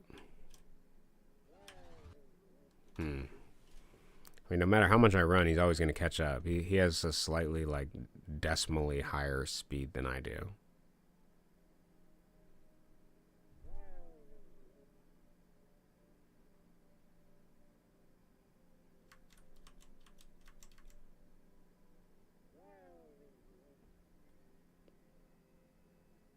Is there something over here? This is what's so brilliant about these games, because they don't need to be explained. Everything is intuitively understandable. Yeah, it is really, like, it sort of just like opens the door to your psyche and you're like, oh yeah, I kind of get it, right? Pay attention to each element. Chills from these games, I can see that. I'm running in space. Oh, but I can go to sleep. And when I go to sleep, I get rest from my ever-chattering head.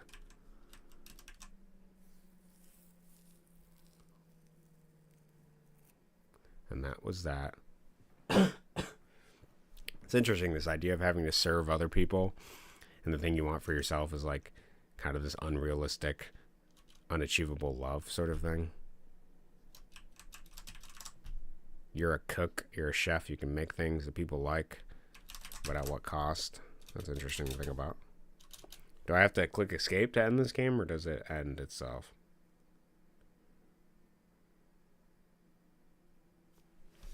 I'm going to assume that's the end.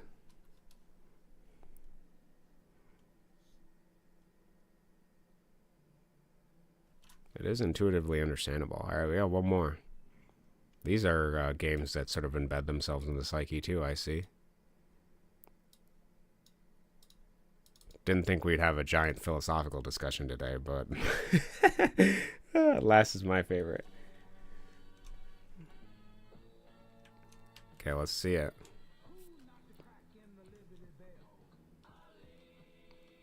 Okay. 5 days ago.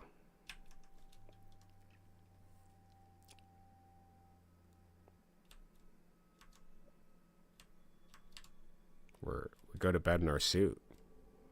We're formal attire. Money, food budget.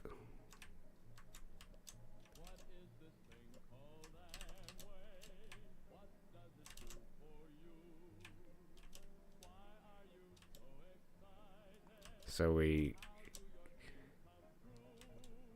there's a song about Amway playing in the background, which I remember is like a multi-level marketing scheme. And we're playing a missionary right now. And we're giving out like Bibles or something. And we're gaining money and food budget. It doesn't cost anything to preach.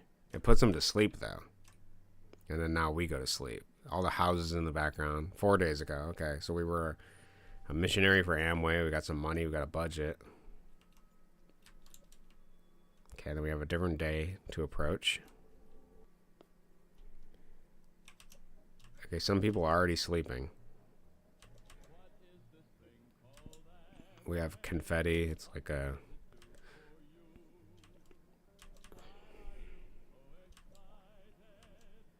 We have more static, perhaps. Perhaps the life that we're living increases the amount of static we have. Because remember the colored static from the first game, right? Okay, we got some more money, but some people are already asleep. They're already inundated with whatever we have to preach.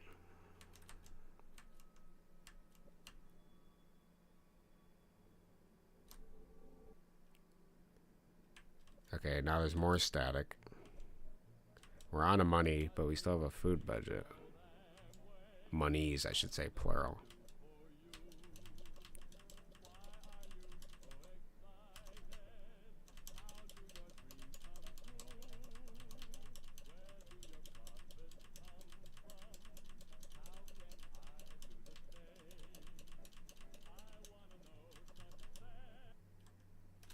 It's kind of interesting. It's like you got like fish heads, this idea of like swimming, and some of them are like awake, like you're gonna meet people in your path that are they're not as saturated with whatever it is you're trying to preach to them,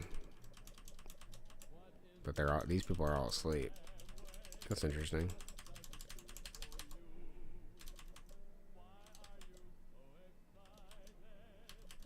So we're moving our way from the past to the present.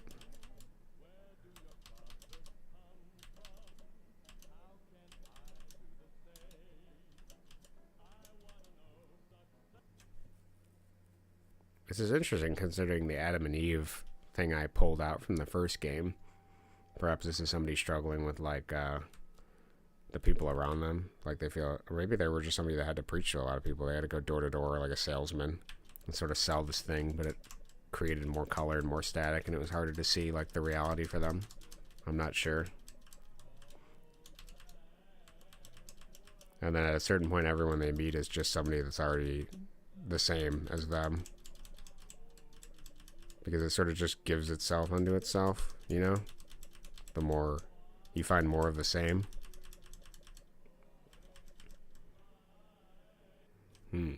Interesting. Now everyone's asleep.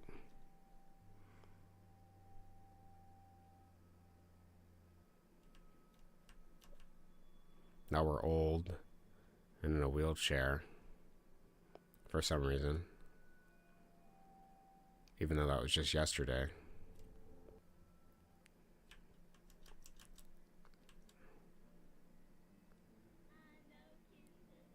This song was also more distorted last one.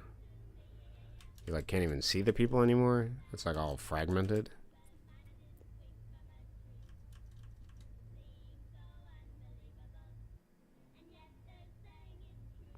And there's like a childlike song playing in the background.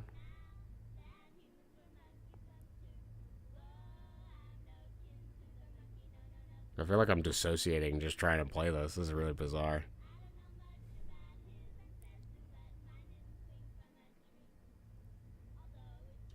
So they're still sleeping. It's just harder to see them. Because I see the Z's in a pixelated fashion moving above me here. And I'm like crawling through life.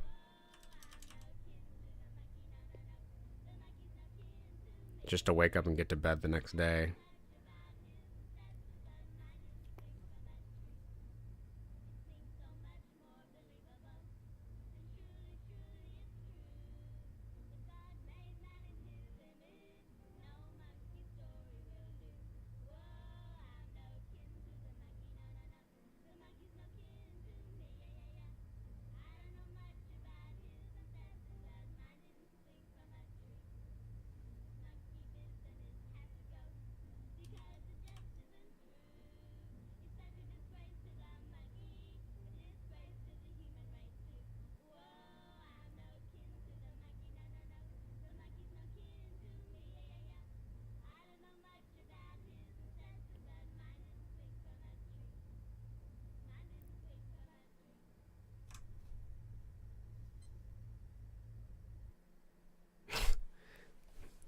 These are a lot to think about. I quite like them though. They're very pretty. The last day scares me. Yeah, I can see that. Oh, the screen is messed up. Sorry about that. It's too big. Listen to the lyrics of the song. Yeah, it's the best art game ever made. Nothing comes close. And everyone plays who gets something different. The last day scares me. The song is I'm no kin to a monkey, no, and it's a creationism song against Darwinism. So La La Land 1 ends the same day when you reach number 50, visual snow, flashing rainbow squares. It's like a rebirth reincarnation. That's very fascinating. For those of you who didn't see it, I'll let me fix the screen here and I'll just show you some of what I was looking at. Sorry about that. I wasn't paying attention to chat. I was super involved in it. But here's what the game looks like. And basically it's an iteration of days that you go through.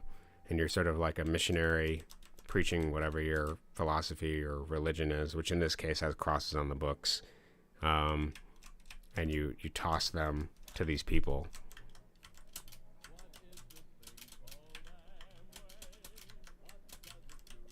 Oh, it's down. I forgot the controls already.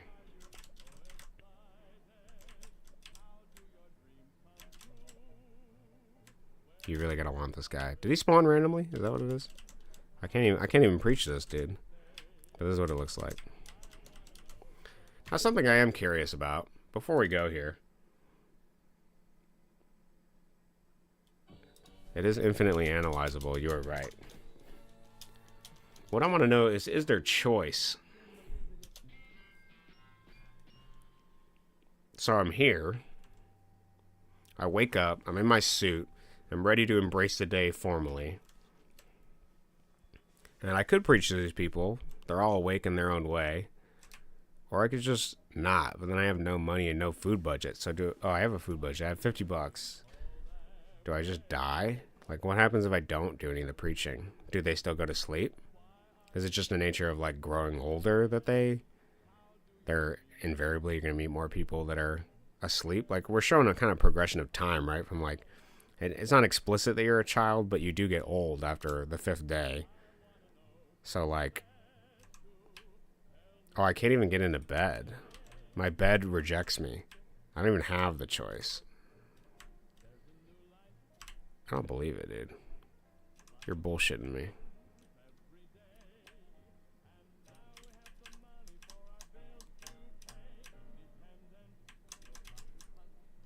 So the Amway song is about, like, selling to have money for the bills. Okay. So do I have to at least get one converted to go to bed? No, you have to convert them all. Interesting. Okay. Weird. It is infinitely analyzable. La La Land 1 ends the same way. When you reach number 50, visual snow flashing rainbow squares like a rebirth. Okay, I see now. Okay, so there is like a there is like a thread of some sort of like religion or somebody dealing with religion. I made a 20-minute analysis video, and Snail Man made a 40-minute analysis. It'd be cool if you analyze the series too in a short video, especially with your liking of philosophy. Yeah, I will. I will consider doing that. I really did enjoy those games. They're pretty interesting and very short. So Ash decompiled this game and found new sprites, but no one knows any other endings. So except La La Land 1, you have seen anything in the game that the people know. It's kind of mysterious. Interesting. Well, let's try to just quickly throw it in the decompiler and see if it does anything. Nope. Okay, so it must be older. We'll look at it. We'll look at it later. Interesting. Okay. Well, that's fun. I appreciate you sharing that with me, and I'm glad we got to share it together. Weird. There's a lot to think about in a lot of these games. It is fascinating artistically what they can do, even with just such simple sprites and simple things. I wonder where that creator is now, and I wonder what he thinks of the games he made then. I mean, they're archived, right? So it's not like they're on some website. I don't know if they're on itch.io. I haven't looked for it. Are they still making stuff? Did they stop making stuff? I'd be curious to know. But yeah, I'll consider making a short analysis of it. A lot of these things are interesting forays into life and people's experiences, and it's amazing that a game gives you a space where you can interact directly with somebody's sort of narrative. Like in a book, you're opening up a book and you're reading through and you're empathizing with the character, but you're not actively experiencing something in the same way that you do with a video game where you're directly taking into their shoes. Maybe it's like a different level of empathy, or it's a different amount of connection because there's like a digitalization of the virtual interface that you're interacting with the reality that you're seeing.